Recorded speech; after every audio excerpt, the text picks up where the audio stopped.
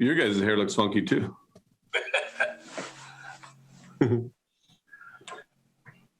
Dr. Brown, how are you, sir? Drew, Howard? Well, good to see you. Good seeing everybody.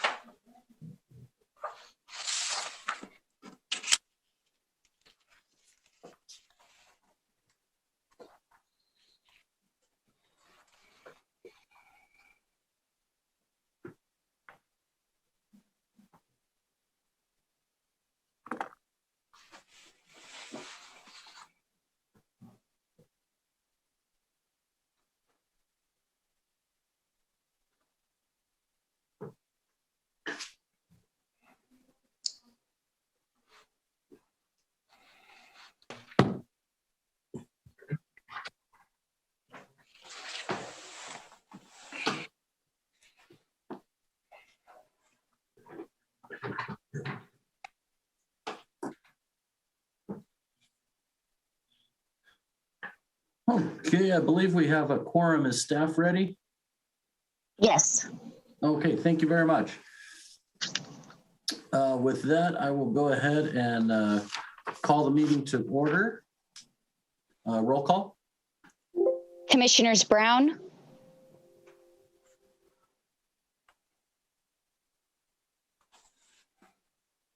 Present. I was on mute. My apologies. it's okay.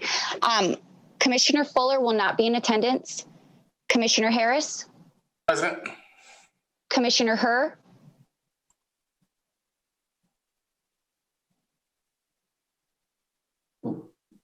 Commissioner, Herr, I think you're on mute. I see you in the Zoom, but you're on mute. Apologize. I'm here. Commissioner Madrano, Vice Chair Little, Present. Chairman Mercy. Present. We have a quorum. Okay. Thank you. Let's see. Invocation. I don't know if we have a pastor on deck or religious leader. Would one of the commissioners like to lead us in a brief invocation? Let's see. Commissioner Harris, would you mind doing that for us? Oh, you're on mute.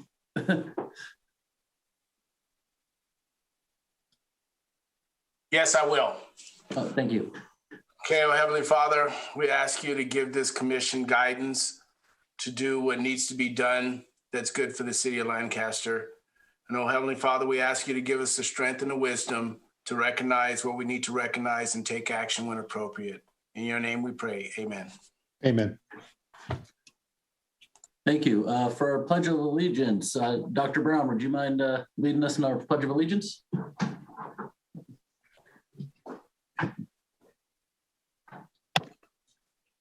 I pledge allegiance to the flag of the United States of America, and to the republic for which it's One nation under God. one nation under God, indivisible, with liberty and justice for all.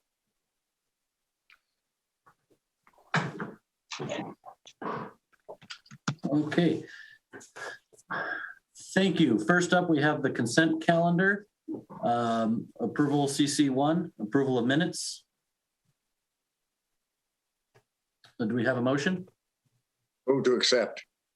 Motion by Commissioner Brown. Is there a second? Second. Second. Okay. We'll do a roll call vote. Commissioners Brown, Yes. Harris, Yes. Kerr, Yes. Vice Chair Little, Yes. Chairman Mercy. Yes. It passes unanimously. Okay, great. Moving on to commission staff presentation, updates and reports. First up is the LA County Sheriff's Department.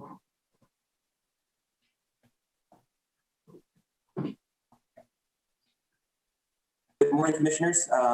For those of you that don't know who I am Deputy Lawrence Green. I'm the Community Relations Deputy for Lancaster Sheriff Station. Behind me is my partner, Yanni DeSica, and to the left of me will be standing in. This is the Lieutenant Paul Bartlett. He's our watch commander for today, standing in for our Operations Lieutenant, Lieutenant Bergen.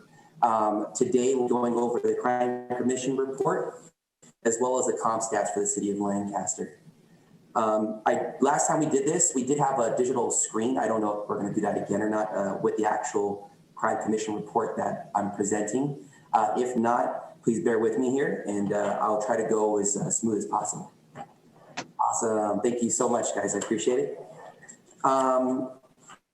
For our, let's start with our burglary slide for the Crime Commission report for the month of March 2021.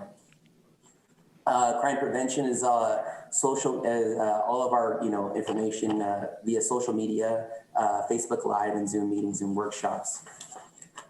We'll go ahead and go on to the next slide.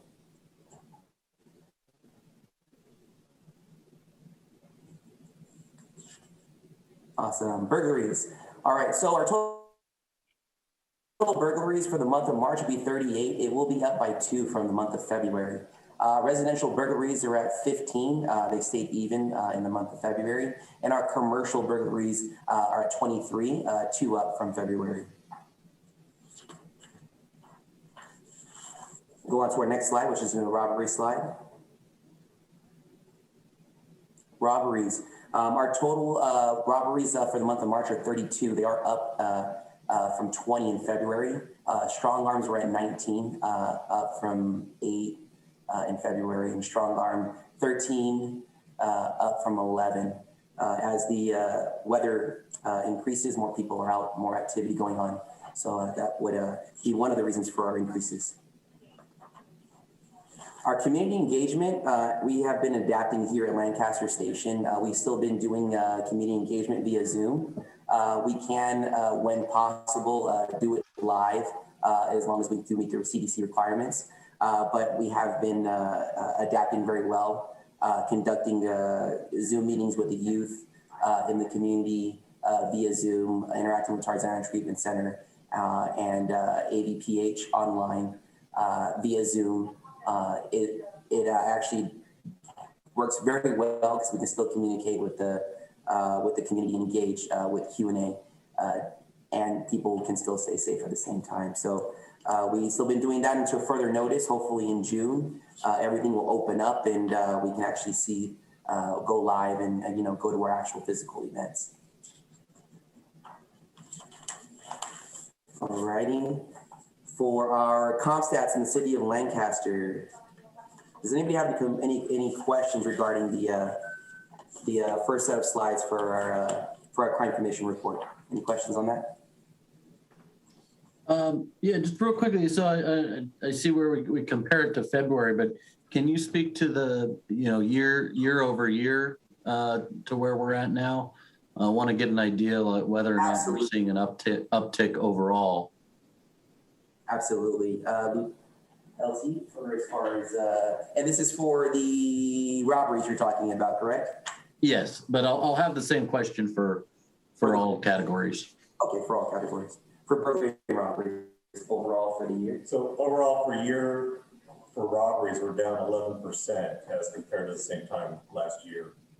In regards to burglaries, we're down to 24% for the first 4 months of the year.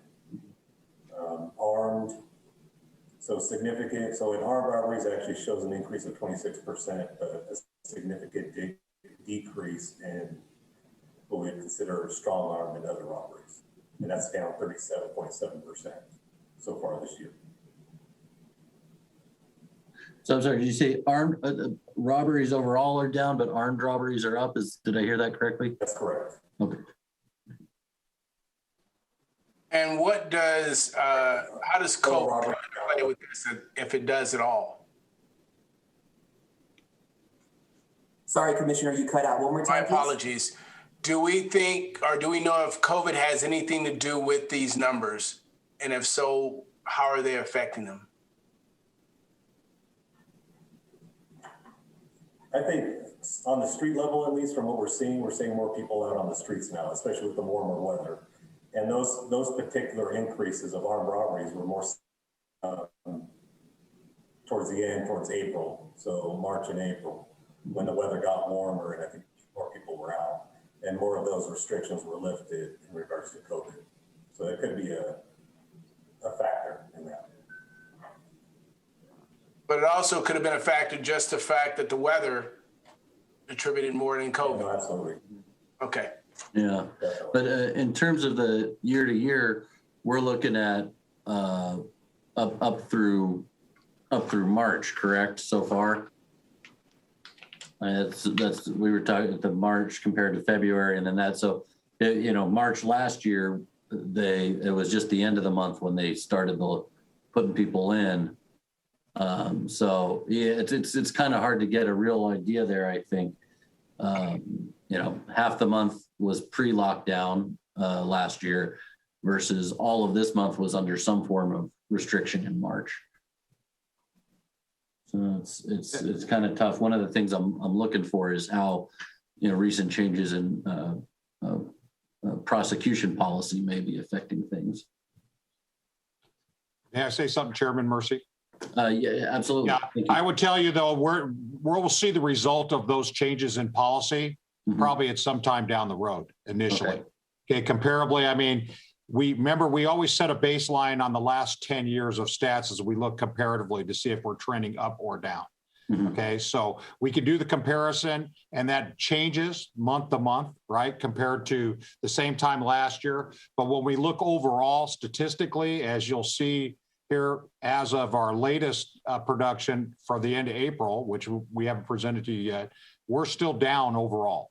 Okay, so we see an uptick in ag assaults that we've seen for the time that through COVID, because a lot more people are home. Those are probably mostly domestic related. But as the weather does change and people are out more, we're going to see things probably change as it relates to larceny type Part 1 crimes related to theft. So I think that's probably a trend that we'll combat now. There's been a lot of focus on the domestic issue and response from the sheriff deputies and that intervention mindset. So, but remember that baseline is a 10-year comparative. Okay, so where are we compared to where we were 10 years ago is when we look at this ComStat presentation. Remember that baseline tells us whether we're up or trending up or down. Okay. Okay. Thank you very much. All right, any other questions regarding our Crime Commission report? If not, we'll go ahead and be moving on to our comp stats for the city of Lancaster.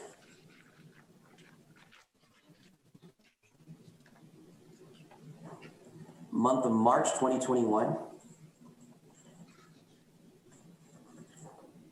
All right, we're going to go over, okay, so what I'm going to be providing you guys is with an average number.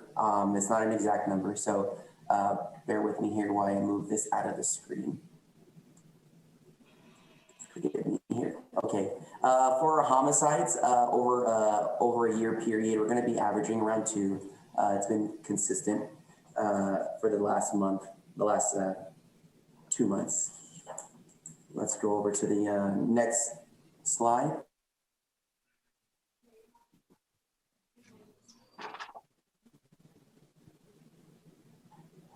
Rapes over a period of a year. For the month of March, we're going to be averaging a little above 8. Obviously, the rapes usually are related to people knowing the person. There's not a serial rapist or anything of that nature going on. It's usually domestic related or something of that nature where they know the person, or have some type of knowledge of the person. For the next slide. For robberies over a period of a year, for the month of March, we're going to be averaging a little above 25. For the month of March, let's go ahead and go over to our next slide. Aggravated assaults, we're going to be averaging just under 70 for aggravated assaults.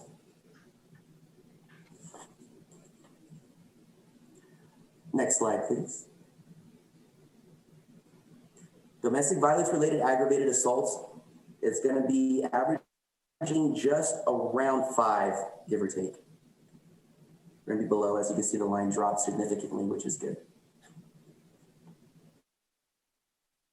Next slide, please. Our burglaries, looks like it's averaging just below, I want to say about 35 to 38. As like we talked about earlier, the weather change, we're going to start seeing that line go up a little bit.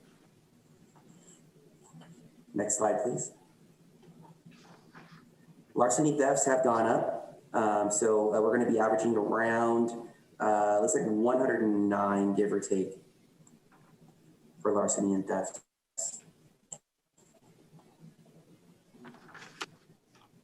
Let's go ahead to the next slide, please. Grand theft vehicles over in the month of March have gone up. That will be above, I want to say 85, around there, averaging. And it has gone up significantly.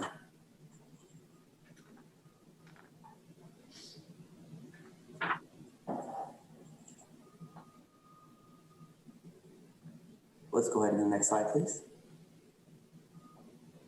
Arsons over a period of a year have gone down. We're still averaging around 5 for arsons.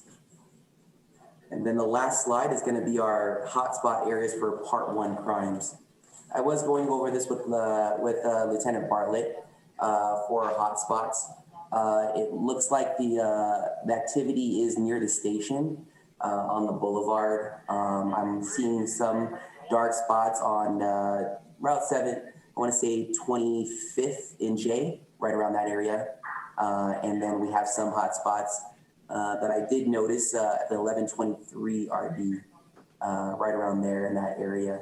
A lot of activity going on in that area for Part 1 crimes that we've been having a discussion with, as far as like larceny, theft, things of that nature.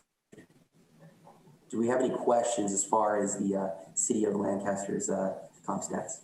Yeah, just well, a little bit. Actually, you started to address it. So that hotspot over on J by the freeway looks like that's kind of the Valley Central area between Lancaster Boulevard and J. Is that? Yes. Okay. That area looks like, a little Lancaster Boulevard. Yeah, anecdotally or anything, is that an uptick in problems in that shopping area? It kind of goes up and down from what I've seen. It's, when the colder weather's out, the homeless population that's over there, they tend not to hang around there when it's colder, but as it heats up and all the activity that happens there, you'll see an uptick depending on the weather. The thefts that are going on over there. I mean, the city liaisons that are there have been doing an awesome job as far as keeping everything, under control over there. So it varies. We'll have a habitual, person that's there that conducts theft that we get off of the boulevard. They'll be gone for a little while, but, due to the circumstances, they get released, and that is their area where they stay. So they'll end up coming back, and then you'll see that hot spot come back. And just to add on to that, if you look at certain density we have in the community as it relates to that population, you'll see some correlation to, especially as it relates to larcenies. Okay, thefts from vehicles, things like that as well. So that's something that is and I'll go over some numbers later that we've been dealing with encampments, but there is a correlation there. Any additional questions regarding the comp stats for the city of Lancaster? I noticed that the homicide, number of homicide on December last year extremely high. There is any special reason for that, or do you have any explanation? Because I know there was during the COVID, we totally locked down on last December. Yes, for homicides. So, LT, as far as the homicides, the significant change in homicide, we did have what was it?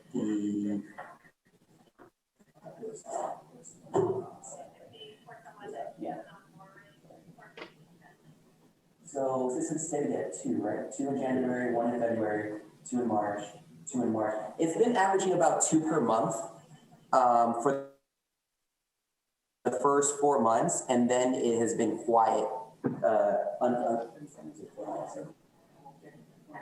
Yeah, so we'll get you the information for next month, which will have a little clearer update on what the actual number is for December. Yeah, we have the information from January on, but we will get. Yeah, I was looking at my graph, and it's when I compare the numbers 2 to 5, it's not that many difference. But I was looking at the graph, it was extremely high compared to the September and October. Yeah.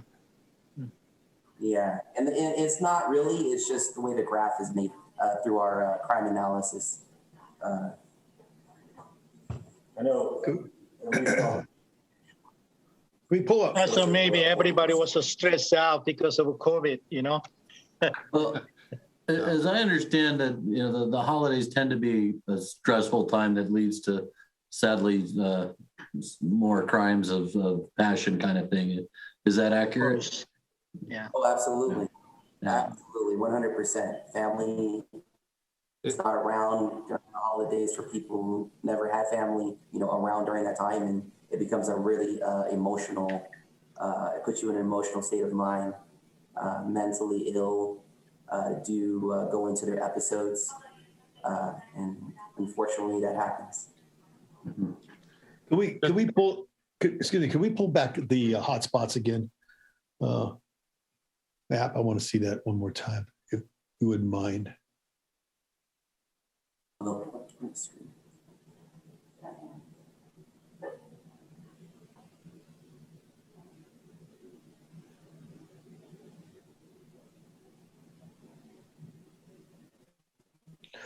know at one time we were talking, Lee, I think we talked last time, that one area off of K.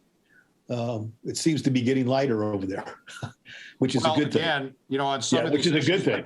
I'm sorry, Jeff. Go ahead. I'm sorry. I'm sorry, Lee. It seems to be a good thing. It seems like it seems a little bit lighter. I know that the city's been working real hard with a couple businesses over in that area to lighten that stuff over there. So how's that? I mean, I know there was a motel over there that was doing a lot of cleanup, and the city was working with them on that. So, yeah, there's been a change of ownership there. That was creating a lot of issues. Also in that area, we have another facility that's just north of K there that there's a program going on as it relates to housing folks there. Okay, in a hotel, that there was some outlying things. But remember, also on this, based on the data, that this could be, some of these hotspots could be attributed to proactive work by the sheriff's department, right? Yeah. Generating stat numbers. So it isn't always a negative thing. Some of that could be positive based on the activity that they're doing. But remember, this is a stats for overall. And of course, as we look at that data, and the station manages their resources, and our efforts here at Public Safety are directly correlated to the data that we extract. Yeah. We can extract that at any time.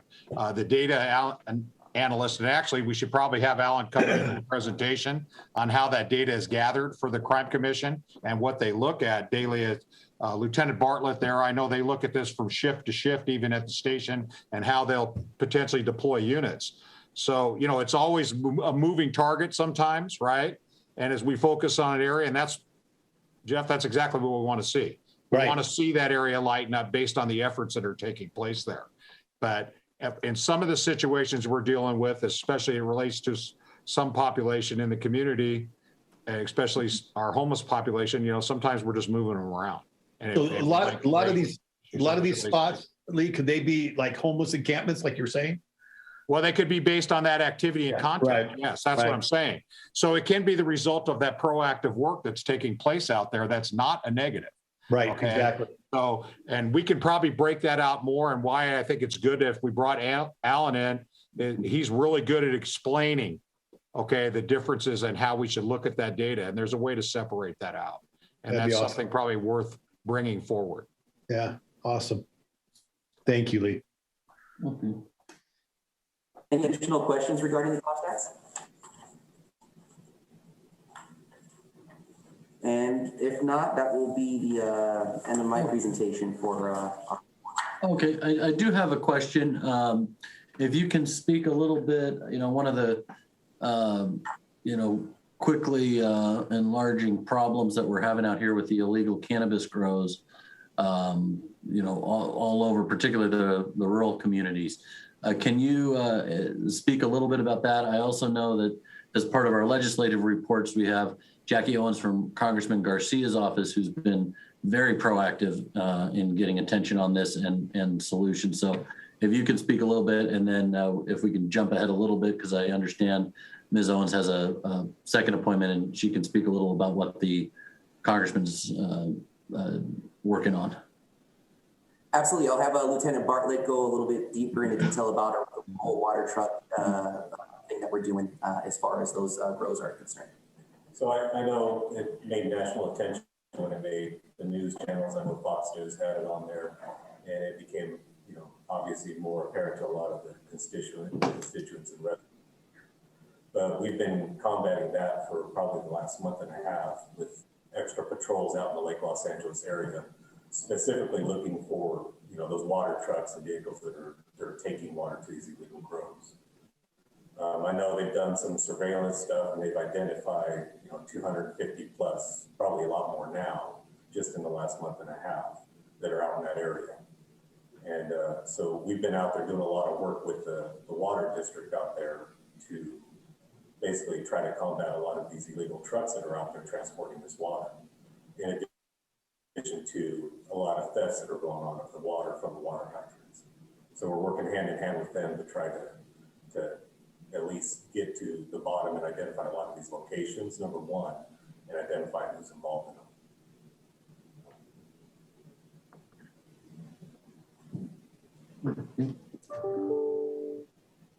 in them.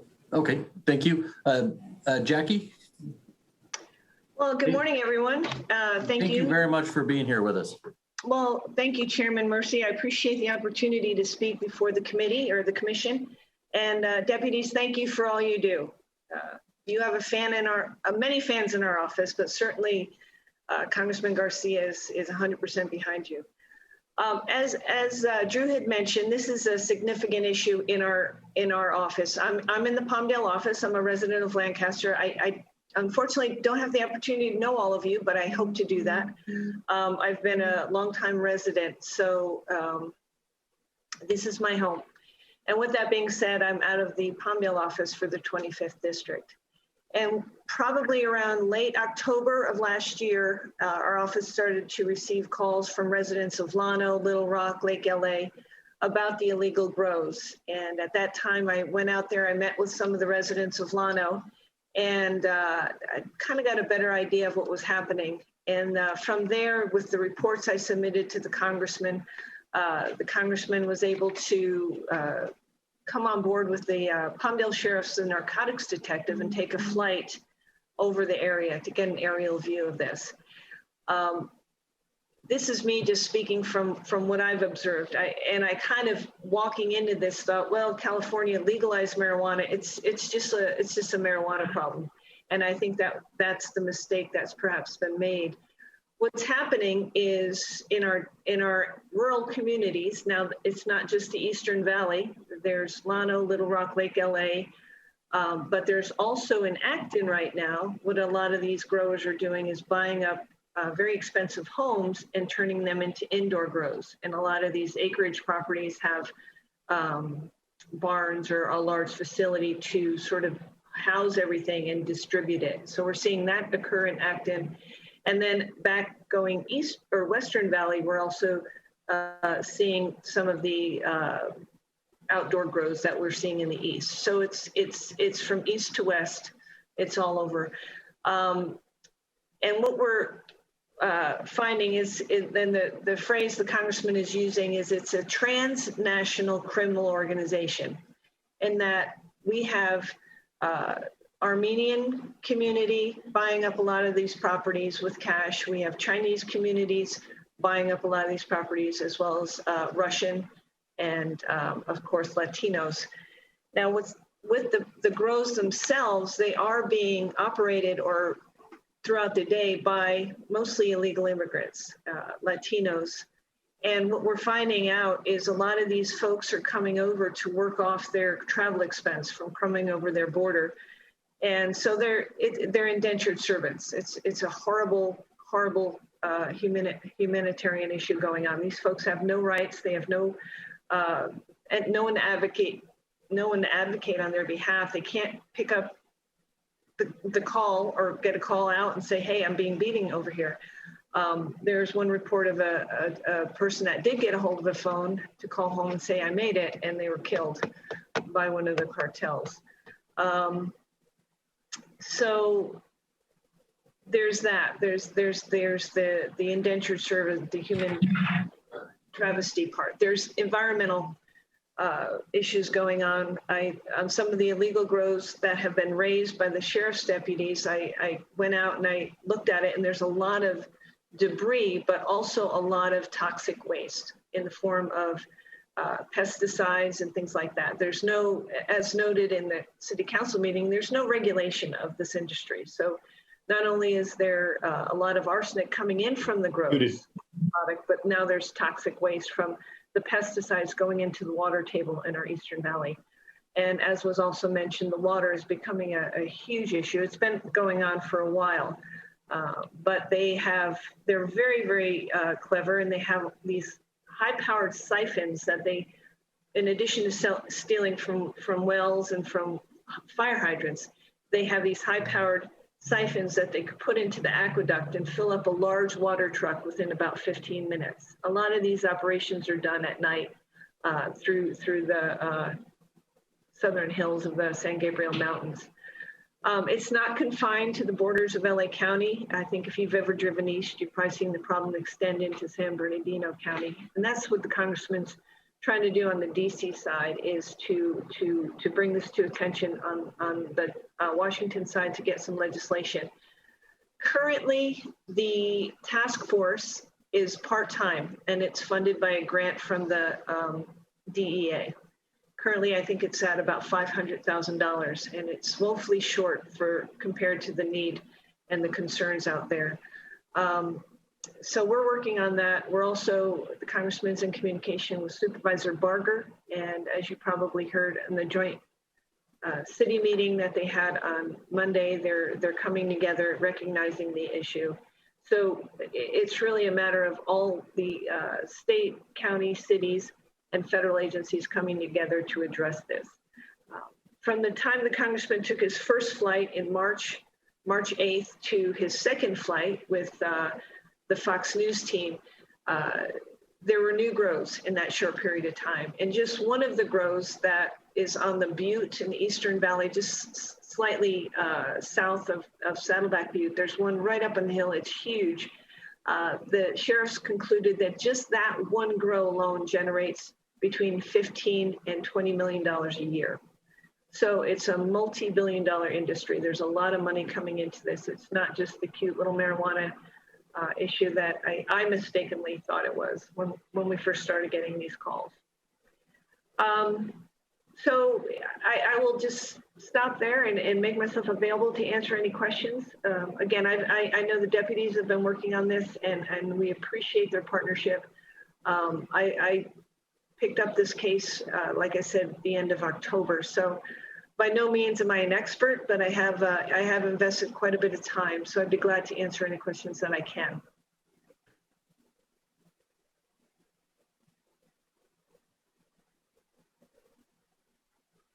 I'm taking your silence as I did such an extraordinary job covering this issue that You certainly did. I would like to, because, right now we just have informational items agendized for today. I guess so whether it's a little later or at the appropriate time, I'd like to see if we can get this agendized for our next meeting and ask sheriffs, the water masters, and our legislative office and congressional office to come back so we can have a more of an in-depth conversation and for discussion and possible action. Absolutely. I'd be glad to come on board and be part of that. Thank you. All right. Jackie, I was on mute, but I found your discussion very illuminating. I didn't know most of what you were reporting, so it was very helpful. Thank you. You're welcome. If I hadn't been on mute, you would have heard my applause. Thank you. Thank you. Well, I apologize. I have to sign off, but thank you for all you do. And again, I'll make myself available. Feel free to reach out to our office if you have any follow-up questions. Will do. Thank you very much. Thank you, everybody. Thank you, Jackie.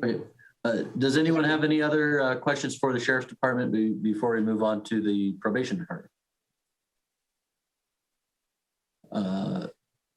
Hearing none, we'll move on to probation. Thank you for being here. And thank you to Deputy Green and everybody.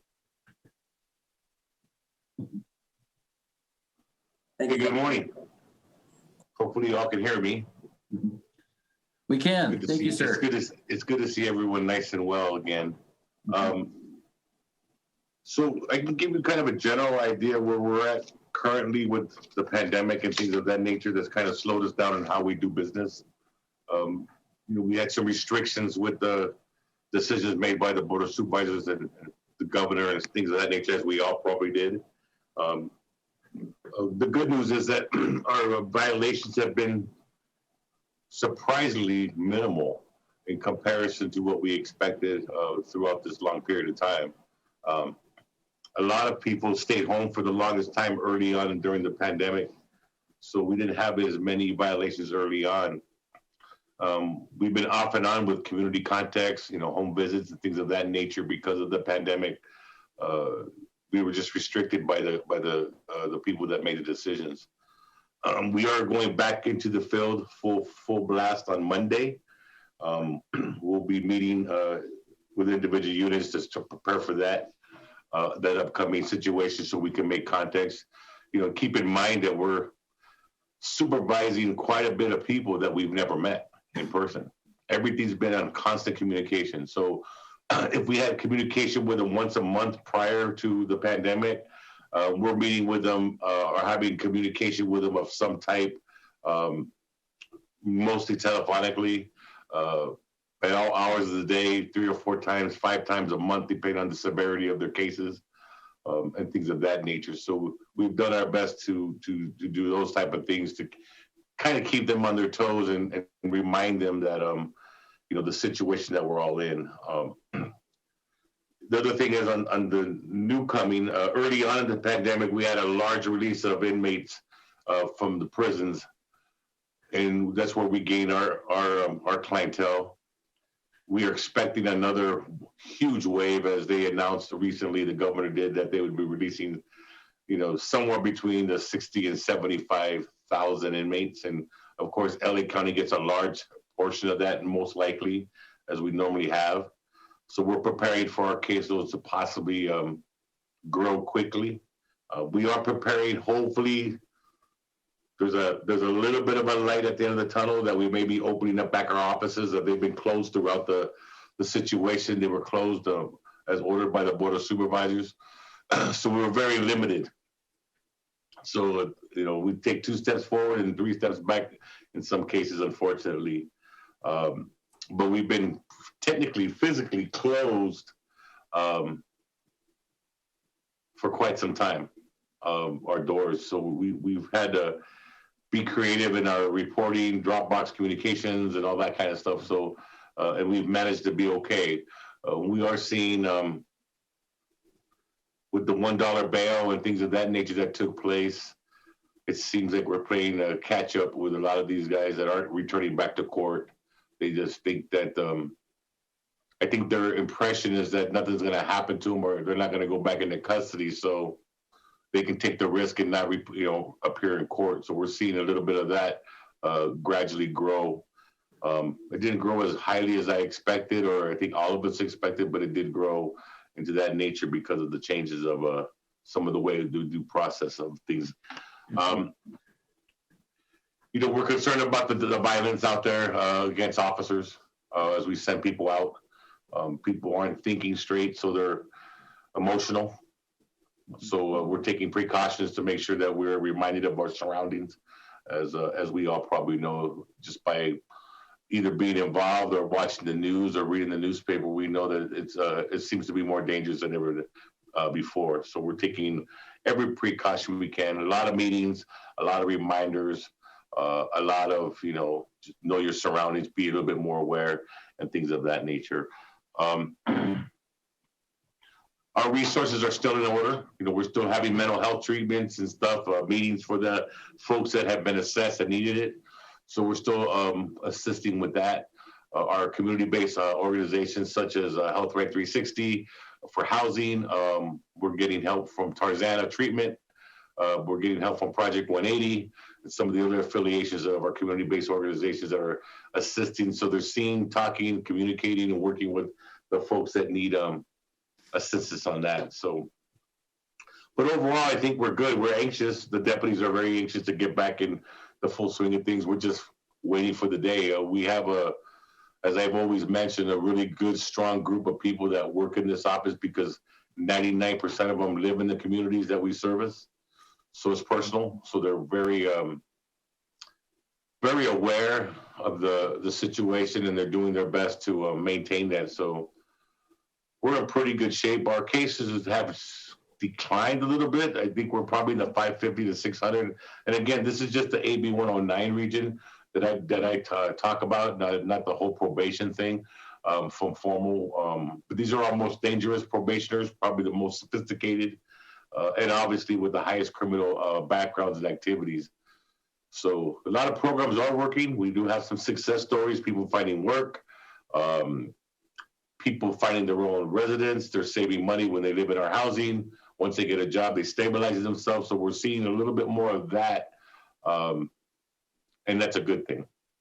That's what I have for you today. Unless you have questions, I'd be happy to answer them best I can. Well, thank you very much. Yeah, I do have a couple of questions. You mentioned that the uptick in essentially bail jumping with the changes in the bail system. Has that, in terms of the probation check-ins, has there been an increase in that this year with people not checking in and just not taking this process seriously under some of the new state and county policies? It's easier for them to check in right now because it's all via phone or by coming to the office and going to the drop box. And so I think that with them not having to physically sit here, we're probably spending more time with them on the phone, asking more questions. The hard part is we can't read the body language. That's always difficult when you're dealing with folks at any level of any reason, whether it's a good or negative. So we don't get a chance to read the body language, and the bad thing on that part is we're not able to identify help if help is needed in that aspect. So it's one of those things where it doesn't seem like it's very high of the bail, not reporting to court and stuff. One of the things that we're arranging right now is getting people. See, our court goes to LA downtown. So a lot of these folks can't get there, whether it's train money or whatever have you. So we're currently arranging with one of our organizations to do a pickup, kind of like a transportation of them to get them to court. So when these guys are stressing out or they're saying, I don't know if I can make it, so I'm just going to skip court. We have the ability, if they let us know give us a week's notice or 3 days notice, we can arrange transportation to one of our organizations. So that's one of the things we've been working on currently to minimize that situation. Yeah. What are the ramifications if they don't show? I mean, you said because of the $1 bail, and what are the odds of them going back to incarceration. Are they worried about that, or is it something they just feel like what $1 bail, they don't have to worry about it, like you said? Is it one of those things? And what are the odds of them doing that, going back? You know. Well, the one of the good things, or at least in their favor, is that the odds of them going back and not being placed in incarceration is stronger and good, because they're trying to minimize the amount of people in county jail because of the virus. So they know normally that there's a slimmer chance of them going back into custody. So it's a little bit easier to convince them if they give us the opportunity to communicate with them. It's when they don't. We have a very short period of time where we'll notify the court, and then the issue of a no bail warrant will be issued, and then then they'll be taken into custody if they're having any law enforcement contact. What's a time frame period on something like informing the court and for an individual that has not complied? Usually it's 30 days if they don't report. Okay. But however, if they're just recently released from custody, right, it's 40 hours. So if they get released from custody and they're to report to us, and they don't report to us within 40 hours, we're submitting a violation report to the court immediately. But they feel at that point in time their odds of going back in are slim and none. The ones that have been released and have been thoroughly going to the programs and coming and reporting stuff, that's probably a little slimmer.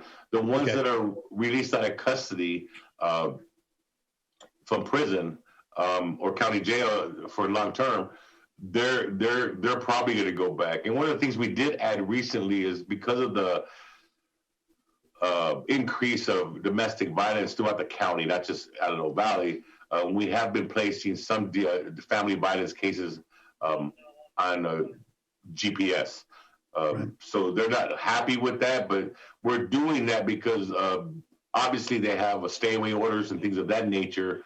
And in order to protect the potential victim or the prior victim, we need to make sure that we know their whereabouts, and they're tracked 24/7. So on their global positioning system, so in the GPS. So they're adding that condition to a percentage of family violence, maybe or more serious ones, or where the victims are could be a repeat victim, but it's up to the orders of the court or the conditions. So we have added that recently, where normally we're just for registrants. Yeah, and you made notation or a statement that your caseloads have gone down.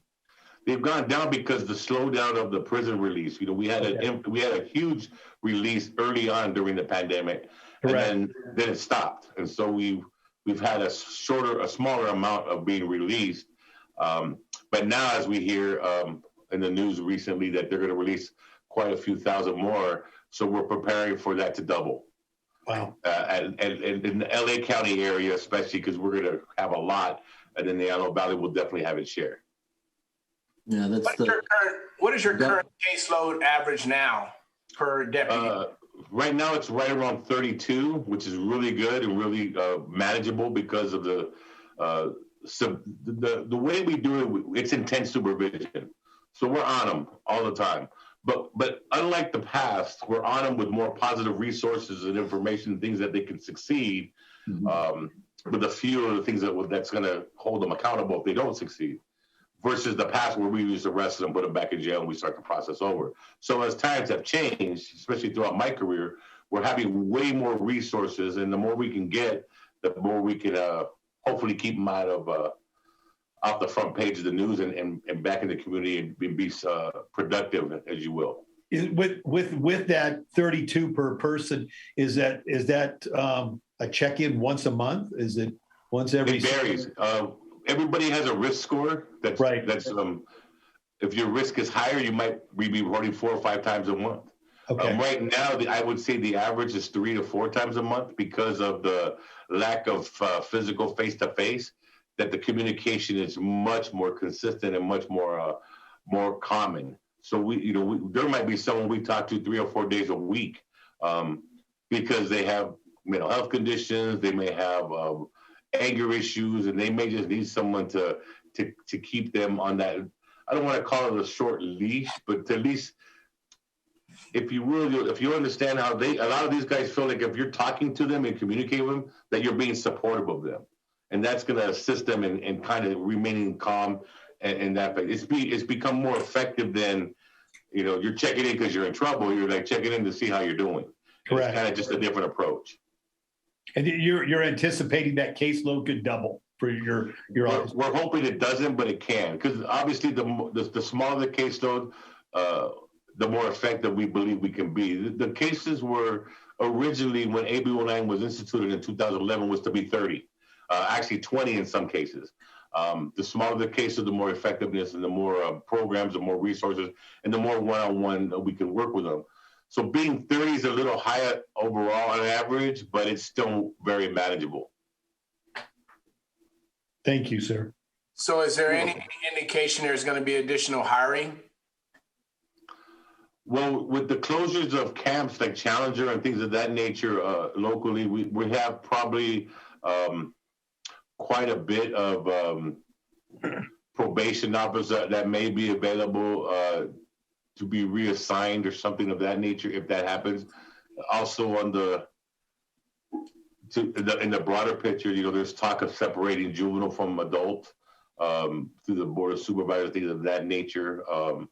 So, you know, unfortunately, we just had one of our officers pass away in the line of duty. He had a heart attack trying to break up an incident at one of our local juvenile halls. So the danger's still there, the intensity's still there, but we're trying to. So we will have enough staff. We have plenty. It's just a matter of, you know, we want to flood the community with more peace officers, more probation officers.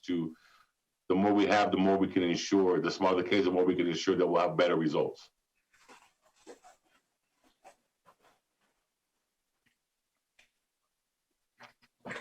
Yeah, and I think what you're referring to, the governor recently announced the early release eligibility for 76,000 state prisoners, including 63,000 of which were convicted of violent crimes. Yeah, that is correct. And that is a concern. When you say that word violent crime, they were never supposed to be coming to us. Mm-hmm. So a lot of them are going to go to parole, we're thinking.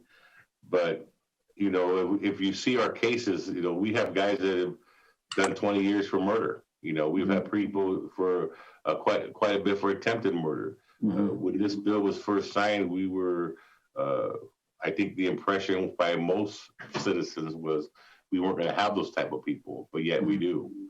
And again, the criteria is based on good behavior and things of that nature, but the decision makers are the one that sent them to us.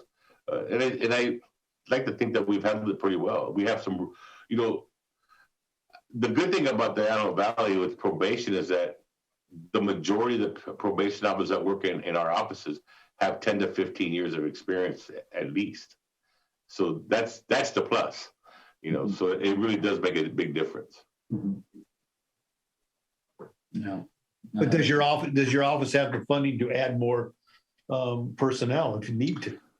I think so. I think the state will give us, because AB 109 is a state-funded situation, I think that we'll be able to do that. You know, Catherine Barger is our representative, as you all know, and I think she's supportive of probation up here. I think that helps. I think the commission here that I'm speaking with helps. You know, so I think it's a good thing. I think we're going to see more of this community outreach and community supervision more than anything else in the near future. So we have to roll and adjust to it, if you will, some of the changes, whether we agree with them or not. I think we're going to do the best we can to make them resourceful and hopefully they'll prosper. But I do think they'll be adding more probation officers in the near future. You know, right now we have 3 field offices. We have one at the courthouse. We have one juvenile over off a division. And then we have our office here, which is also off division about half a mile away. So from the juvenile office. So, and all of them are filled with experienced people. Like I said, once you get a spot up here, 90% of the time you live up here, and 90% of the time you have 10 years or more experience. So, you know, you're going to protect your home. Right. Right. Yeah, and we're also dealing with the homeless situation. It's difficult. You know, that's, you know, the homeless situation. We have encampments right around the corner from us. We can probably see them as minute we walk out our door. you know, in the open areas. So we're concerned about that. You know, supervising someone who's transient or homeless, many times have, you know, mental health concerns, maybe even violent tendencies and stuff. Those are difficult. You know, they don't want to have a phone or any communication with anybody, and so those are the ones we struggle with. So hopefully, some of the programs that they're talking about will assist us in making it a little easier to supervise them, because that's a cat and mouse game sometimes. Thank you. You're welcome. I'm glad to see everyone healthy. Definitely. Thank you, sir. Does anyone have any other questions? Okay, well, thank you very much, sir. And we'll definitely keep in touch on this, because I think that the fallout from those policies and how it's affected you going to be important. Yeah, and I'm always available. So is my director, Eric Ufandu. So whatever you need, just, you know, I think Mr. DeRico has our number or contact with Eric. So just reach out and we'll be happy to be of assistance. Thank you, sir. Thank you much. Be safe. Okay. Moving ahead, we have the California Highway Patrol and Captain Bernier is here for us. Good morning. Thank you for having me here. And looks like some continued bad news on the crime front, and looks like not much change in the collision front, with more bad news there. We got a total of 175 traffic collisions in the month of April. That's actually slightly down overall from the 187 in March. But our fatals are also down by a couple. We had 7 in April, which is typically a high number, but we also had 9 in March. 8 major injury collisions in April and 11 in March. But our DUI involved collisions are double. They're up 50% for the month of April over March. And that's usually due to the weather change. People tend to drinking more when the weather warms up. Mm-hmm. And we're up to a total of 24 fatals for the year, which is extremely high. Puts us on track to be well above 50 for the year, which we haven't seen those types of totals in a long time. So hopefully that changes and we can do something about it and bring those down. But I'm not super optimistic at this point. We have 70 DUI arrests that we made in the month of April, and that's up quite a bit from 53 that we had in March. Vehicle thefts continue to be on the rise. We're still over 40% increase from this time last year, and we keep recovering vehicles and keep taking stolen vehicle reports and keep making arrests for vehicle thefts, but after the arrest, they're pretty much just cited out with a citation. Let's see. We have 6 DUI drug-related arrests, and I'm sorry, 6 is not DUI, just 6 drug-related arrests that we had for the month of April. That's twice as many as we had in March. We have 4 weapons violations in April. We've conducted 6 special enforcement units where we sent teams of officers out in different locations throughout the valley. That resulted in about 290 enforcement contacts. And these are targeted areas where we're having the biggest problems with collisions and unsafe driving behavior. Reports from citizens, different things like that. And just yesterday, our pursuits have been up quite a bit since I actually went back and looked at our pursuits for 2019, since you can't really judge last year.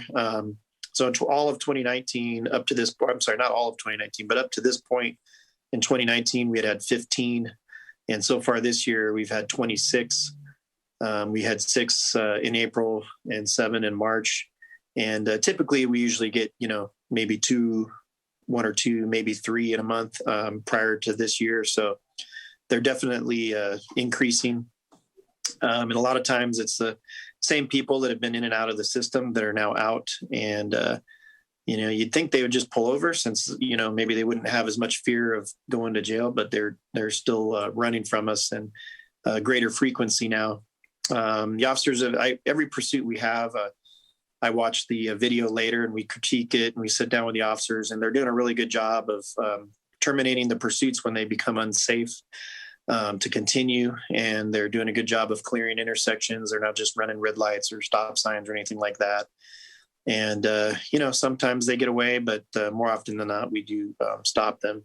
And just yesterday, we had one on the 14. They were over 180 miles an hour in a Dodge Charger at one point. And they lost one of our units, and another unit picked them up and started it again. And they ended up on Sierra Highway, and they ran out of gas, which is the only reason I think we were able to catch them. And they had like over $120,000 worth of cash in the car, suspected illicit funds. And we're starting asset forfeiture procedures on that, and took 2 suspects into custody. One had a felony weapons warrant, and then the other person was arrested for the evading the driver. We do have a blood drive coming up tomorrow in honor of fallen officer Andy Ornelas from 10 to 3 here at our office. If anybody's interested in donating blood, they do have an online way to make an appointment, but they also are saying that they can accommodate walk-ins, and they're going to basically have a trailer out in our front parking lot here on Avenue I. So if anybody wants to come down and donate blood tomorrow, 10 to 3, we would appreciate it. Well, good to know. Thank you. So you mentioned so that there's been an increase in pursuits, people trying to evade. Any idea of cause? Is it policy changes? Is it? No, we haven't been doing anything different on our end. I think it's just people are more brazen and willing to take that risk and try to get away. So I don't know how to explain it, but there's just been a pretty significant increase in the number and the frequency of them. Okay. And I think a lot of the different agencies have different policies. So some agencies have a no pursuit policy, some have somewhere in between. And so I think when they don't know who's behind them, they think, hey, maybe this is one of the ones that can't go after us if we just decide not to stop. I think it have something to do with it. I'm not sure. Yeah. Captain, do you think sometimes that with all we see on television and the pursuits happening, that increases some people to think that that's a glorified way to get on TV? It seems crazy, Up here, what I've noticed, the vast majority of our pursuits don't end up on TV just because we're so far out that those helicopters don't always come up here unless it's one that's coming from down below up to here, or if we end up down there from up here, usually we don't have a helicopter overhead and it's not on the news. And a lot of our pursuits are very short up here. They either get away really quick or they become their vehicle collides into something and they become disabled. Or we use legal intervention to stop the vehicle relatively quickly before it ends up being one of those long drawn out ones, is what I've been noticing.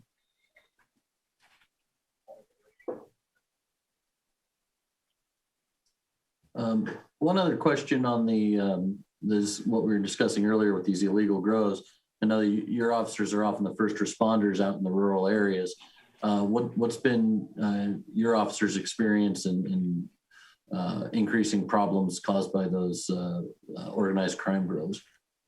Well, I know we've made an increased number of stops. We have had a couple of our SUs that I mentioned we conducted intentionally over in those areas, and so we could kind of combine it with traffic enforcement while also looking for vehicles that would possibly be related to that problem that were committing violations and stopping them. And typically we've seen an increase, obviously, in the number of those water trucks, and the people that are driving them are typically unlicensed, don't have any form of identification. So that makes it more of a complicated situation.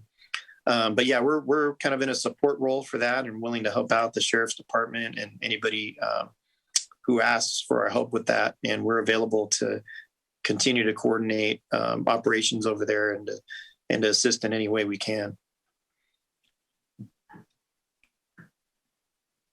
Great. Thank you. Does anybody else have questions for Captain Bronier? Okay, well, thank you very much, sir. Thank you. Hey, I have an engagement at 11, so I'm going to log off. Okay. Thank you for for having me. Thanks for being here. Okay, take care. Okay, next up we have Mr. Sherwood with the District Attorney's Office. Morning. Good morning. Jeff, one of the things I've noticed a lot of the increase in they're called 2800, their pursuits. And one of the things I've noticed is a lot of the individuals have multiple felony cases. And I think some of that has to do with the increase in the auto thefts, I think that we were talking about last month. And one of the things that's changed just since the pandemic is that auto theft, felony cases like that, they were never cited out before. A lot of them are being cited out now. So you get someone who steals a car, normally they would be in custody. It would be a custody case. They're given a ticket, so they're back out. They go steal another car, they're given a ticket, they're back out. So, I mean, I've just noticed lately a lot more cases where the defendants have multiple felonies, and usually if they're 10851s, one of the charges in there somewhere is an evading. So, I can't say that that's every case or even a majority, but it seems I've noticed it here just in the last few months. That's amazing. That's amazing. It's crazy. Well, in terms of our stats, our misdemeanors continue to decline. We're still, and this has been about the fourth month in a row now. So I think this is going to be pretty standard going forward. And again, I think that has to do with our policy regarding not filing certain misdemeanors, the 14601s and majority of the drug cases. Since we aren't filing those, that's substantially affected the number of misdemeanor filings. So, for example, this month we filed 132 misdemeanors. I'd say we average around 300 before that. So we're down about a half is a pretty good number, and that's been consistent for the last 4 months. Our felonies, though, do remain about the same. So we filed 89 last month, and right around 100 is about normal. So the number of felony cases continues to be about the same. Just a couple other things. In terms, I know I heard a lot about the water issue, and I've been involved in a couple meetings. And just from the prosecution standpoint, this was actually brought to my attention about a year and a half ago with Detective Hawkins, who's a narco detective out of Lancaster, and he came into my office and was talking about an increase in the marijuana grows, presumably around the time shortly after Prop 64 went into effect. And so we were looking at ways of dealing with that, and I assigned a DA to work with him to try to help him with some of those cases. They were flying over, noticing an increase in the number of marijuana grows. We met with a bunch of people from different water agencies up north to try to figure out how to prosecute some of these cases. And the main concern was at the time I was dealing with it was the chemicals that they were using were these illegal chemicals that were potentially hazardous to the water table. They were seeping into the groundwater. I might have actually brought it up at one of our meetings, but again, this was probably a year and a half ago. The issue we were having was trying to prosecute someone for misdemeanors. A lot of times these people were dropped off, given a peanut butter sandwich and $40 and told to water the plants. They weren't really the big players. Charging them with a misdemeanor didn't really do anything. We were trying to figure out a way to go after the bigger players and charge people with felonies. And it was just becoming too problematic with having to have people come in, test the ground soil to make sure it had these chemicals, find out whether these chemicals were seeping into a water table. And it kind of went away until, I guess, the last month or so. And we do have a DA. Her name's Karen Tandler. She's assigned to code enforcement. And she's really good, and she's really up to date on these issues. And I know they're talking about using either, I don't remember if it was a health and safety code section or a penal code section, but they're talking about just going in and bulldozing these things. A lot of the chemicals, they're already in the ground anyway. And that was one of the things that she brought up. And I know that was one of the ideas that was being used, was being proposed as a way of dealing with, because we're stuck with the same problem from our side. We don't really have any tools to charge anybody with a crime that's going to provide a deterrent to stopping the growth. So I know they were looking at just going in and just basically bulldozing these things under a particular code section. But Karen Tandler with our office is a really knowledgeable person. She was one of the people that was speaking a lot at these meetings that I've been involved in, and someone that you might want to, if you're interested in knowing a little bit more, she's really good and would be a good resource if you're interested in learning some more about those grows out there from the prosecution standpoint. That would be great. As we get if we get that agendized for next month, it would be great to hear from her. Okay, just let me know, and I'll reach out to her and try and connect you guys up with her. She's good. She knows a lot about it. The other thing I wanted to bring to your attention, and I don't know if you've heard about it, and this is going to be something. It's either going to die out, like I thought maybe the marijuana stuff did, but ended up not, or it's going to be your next marijuana thing, which are these tap clubs. They're called tap clubs. They're these illegal gambling casinos, and they're popping up all over Lancaster, all over Palmdale. I have 2 DAs assigned to them right now, and you've got a lot of drug dealing, a lot of guns. We had a couple at least one shooting that I'm aware of out of one of these facilities, and they're linking these. These are big money, hundreds of thousands, millions of dollars. These illegal gambling casinos, and they've got international ties. They're looking at them internationally in terms of terrorism. I mean, it's something that's that big. And I know that we've had a couple meetings with major crimes with the sheriff's department, FBI, all the federal agencies. And I know they finally got a U.S. attorney on board now, and I think they're going to go meet with this individual and the FBI coming up. But I'm not sure this is an issue that's going to go away, and it's big money, and so it's something that you should be aware of as a potential problem that we're going to be dealing with. We're looking at asset forfeiture, because that's where again, we don't have any prosecution. There's no law, there's no laws that really provide punishment that's going to deter this. So it's going to be asset forfeiture, and the DA that I have working on it, Nick Kang, is excellent, and he's done really smart guy, and he's filed his first asset forfeiture case, I think just a couple days ago.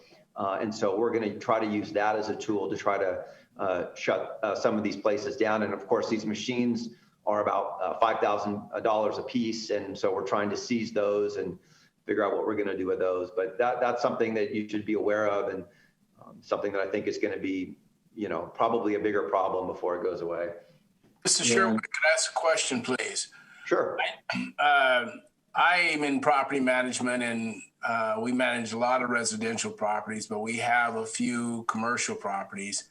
And I was approached by a couple of tap clubs over the last 4 or 5 years, probably about 3 or 4 of them, all of which we denied. We didn't even deal with them. Is this something that you can make the responsibility of the landlord? In other words, to where they have to get a right license or something, to where the landlord is saying, you know what, I don't want to deal with you. I don't want any problems with authorities. Can I comment on this? Sure. Robert, sorry, Rob. Listen, we've been hitting these places for several years now, okay, and seizing their property. And as Chairman Little can talk, or excuse me, Commissioner Little, Vice Chairman, okay, can speak to, because he's had some denials for potential renters. This is definitely an organized crime unit group that's working together collectively. Major Crimes has been involved just recently in the last year or so, and then finally working it's up the chain, because it's gone community-wide here as well as throughout the whole region. And I know, Howard, a lot of the property management groups have been approached. Jocelyn will probably speak to what we've already been dealing with some of the property owners, okay, or those management companies. But we've probably seized over 100 of those machines, okay, and significant amount of cash, guns, drugs, all kinds of things. So we're intimately involved in that process and really push that forward with the major crimes involvement from the Sheriff's Department, which now has grown countywide. So we continue to hit those. I'll have that with some of my stats I have just from our contract CMCC guys and some of the work they're already doing this year. But you're right, correct. We need to target the management folks, just like we do with some other activity that's taken place related to marijuana as well. That is an illegal activity that we have to deal with and make accountability for the property owner. And we're working on that. Yeah, one of the things that Nick was telling me, part of the issue is they don't necessarily go in, they're not going in and saying, I'd like to apply to operate an illegal gambling casino. They're saying, a laundromat or something. So sometimes, the manager can play dumb and say, well, I didn't know they were doing that. But if you do want more information on this, Nick Kang is the DA that's assigned, and another DA, Tyler Zaremba. They're both really, really knowledgeable. And if you want a presentation from them or you want to hear from them, I can certainly arrange that. Just food for thought. What Lee was commenting there too, Howard, is that, I think with the owners of properties that we have, a lot of them want to get a tenant in there as quickly as possible. And obviously, in your case, my case, and mainly in your case, a lot of times in property management, it has to be put back on the onus of that property owner. But yet I have found that working with Lee and the city and making them go through the due process of business licensing, background check. Does this company sound familiar? All of a sudden, there's a pattern there. If you start looking at these patterns and some of these companies where they're coming from, all of a sudden you're going, okay, no, this doesn't make sense. And and then you have some of these people in these locations that we have come across that says, I didn't know that this machine was illegal. Yet he's got people coming in the door that are doing whatever they're doing and tries to play stupid on it. But yet some of them have been sold a bill of goods that you're going to make a couple $1,000s a month by having this piece of equipment in here, and there's no problem whatsoever. And so, but most of them know that it's just not right. And the more we bring this to the foresight, but the owners of these centers have got to be aware that they got to do their due diligence. They have to sit there and say, hey, I did not know. Well, yeah, you kind of do. You kind of got to know. You kind of got to do the process. And that's the whole purpose of having, Howard, in your profession, unfortunately it's more work and I do the same thing, is that we got to sit there and do the process because we don't want to hassle with it.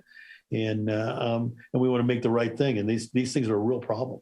Have been a real problem. And I think I've called Lee a few times and said, I believe there's places that have machinery and this and that. And sure enough, it's crazy. It's absolutely crazy on the amount of equipment that's been confiscated or they leave. And once they've been uncovered, these things, they're gone, and so the money's being made because they're not even coming back and picking up the stuff. Once you say, hey, we're going to call and there's a problem here, they don't come back. So until they open down the street or whatever. We've had so many machines at outside storage for evidence storage at the station. They were stacked higher than the building by the gas pumps. So just to let you know, there must be money in it because they pop up other places. And I mean, really, those machines and computers, servers, phones, I mean, the equipment that we have seized and placed into evidence is significant. We end up using stake bed trucks and trailers hauling these things out of these places. And I'm sorry, Lee. I'm sorry. And I've always thought it was the Internet Cafe. Remember, it started Internet Cafe. That was the big thing, Internet Cafe. And Bob, what you're saying, it could be a laundromat. It could be this and that. Now, who knows? I mean, that's news on me right now. It's crazy. It's absolutely crazy. Those machines, from what Nick was telling me, they cost about $5,000 a piece, and they can make that in a day. So it's you can confiscate the machines all you want, and they're so profitable that it doesn't even faze them. Wow. But there's another aspect of this, and this goes back all the way to our hotspot map. There's been a direct correlation to larceny crime, burglaries, vehicle burglaries, things that have occurred at those locations. And typically it's like when we start looking at data or become alerted about it, okay, or just based on the activity that comes into an area, then we look at some of the data that surrounds it and it's significant. As soon as we remove it, those numbers go down. So there's a direct correlation there as well to outlying type issues that are collateral to those businesses being out there. And I know I was working with Lee as one business owner had contacted me. They've been shut down at the exact same location several times and just re-rented the space. You know, if you have a out of town property owner who's not, you know, not on the ball or educated on the issue or potentially just not disinterested, you know, and it's having a major effect on the legitimate businesses that surround them. I think it goes to, Drew, I think that comes to a point of putting some type of strong responsibility on the property owner. Obviously, the property owner is going to hire a professional company. Howard, a good example, and unfortunately, it falls a lot of responsibility and more work for his firm and what he does and the professionalism that he has. He has the contacts of making sure that he can call, find out, do the investigation. A lot of these property owners want to sit there and cut a buck and sit there. I can do it myself. And, you know, and sometimes it's difficult to get in contact. And Jocelyn, you could attest to that. Property owners, and you've been working on this for years and years and years as far as the problem properties of sitting there saying, yeah, we can't get in touch with them. We send letters, we send, you know, all the things that we can, and they're hard to get a hold of sometimes. But as a matter of fact, I was going to talk about this in my time, but now is the appropriate time to bring it up. As a matter of fact, at the end of March, I sent out 11 or 12, I call them red light letters because they refer to the Penal Code's red light abatement law that has to do with keeping a disorderly house. And it doesn't mean a house is in terms of residence necessarily, it's just a building. And if you have illegal gambling, if you have prostitution, if you have any of those kinds of activities, it is deemed a public nuisance. And we can file a civil action under the red light law, under the penal code, to shut the place down so that the owner directly or indirectly allowing that kind of activity to happen is held responsible. So typically what I like to do is send out the red light letter, putting a property owner on notice. This has happened, law enforcement went, we found illegal gambling. You're on notice now that if we discover illegal gambling happening again, we will, without further notice to you, we will file a civil action to shut your property down for a year. You can't rent it, you can't make any money off of it. We can take the fixtures and furnishings inside that were used as part of the illegal activity, and we can get our attorney's fees and we can get a civil penalty up to $25,000. So it's not nothing. And in fact, so those letters went out at the end of March, and I know that Lee's folks and the Sheriff's Department are probably going to be circling back to some of those locations to see if the gambling has recurred or is continued. And if they have, we'll file the actions right away and shut them down. And so that's how you hold the property owner responsible. You put them on notice so they can't pretend that they didn't know. You give them an opportunity to exercise their remedies under their lease. In other words, to evict a tenant who's acting illegally. And if they don't, and we find future illegal activity, we shut them down. Yeah. Jocelyn, is it possible I get a copy of that letter or just a generic one? Sure, I'd be happy to. You know, just to show my owners, to any potential owners that says, hey, look, this is the way we're going to operate this, and you need to be made aware, because a lot of owners don't realize that they can be held accountable. Yeah. Right. Once we make them know that they can be held accountable, 90% of them want no part of it. Yeah. Yeah, I'll be happy to send that to you. Yeah, and that's the whole point of sending out the letter is to inform them and educate them of their responsibilities and their liability. So yeah, I'll be happy to send that to you after the meeting, Howard.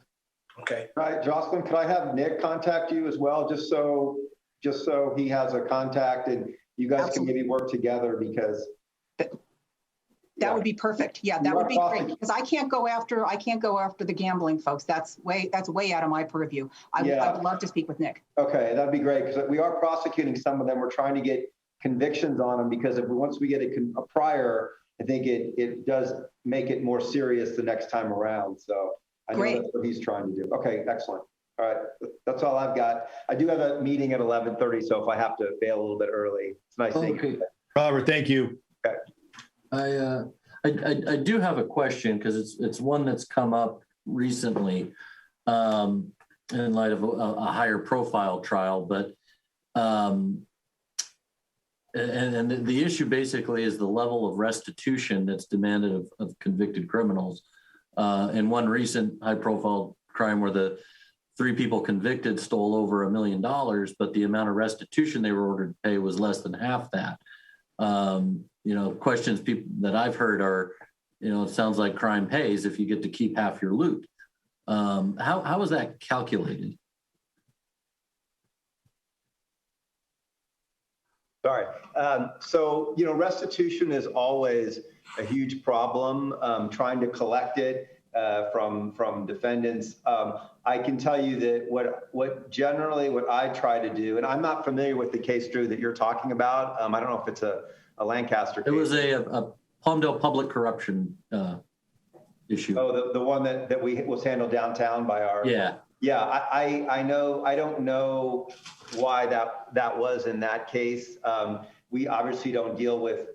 Well, generally, we here don't deal with restitution amounts of that. Okay. That amount.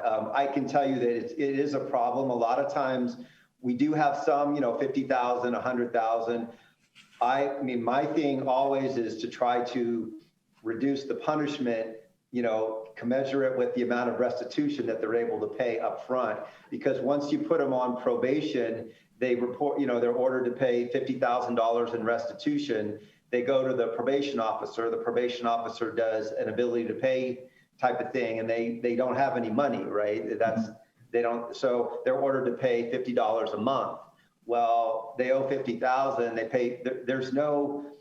You can't put someone in jail for not paying if they don't have the money to pay, right? You have to hold the hearing and try to show they have assets, and that we just don't have the resources to do anything like that. So generally, what happens is they pay $50 a month. They pay some months. They don't pay other months.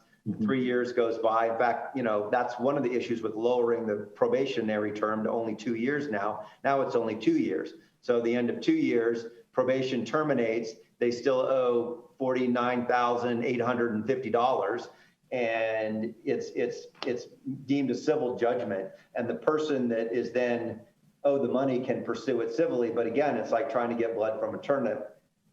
They generally don't have the money. Restitution it's an unfortunate.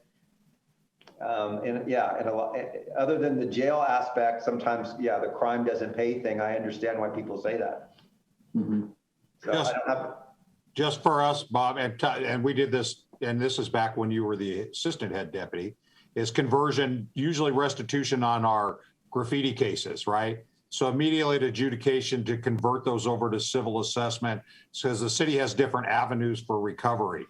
Because exactly what Bob said is probation would make the conversion and calculation for restitution repayment. Someone owes the city $40,000 in awarded restitution and had a repayment agreement for $10 a month.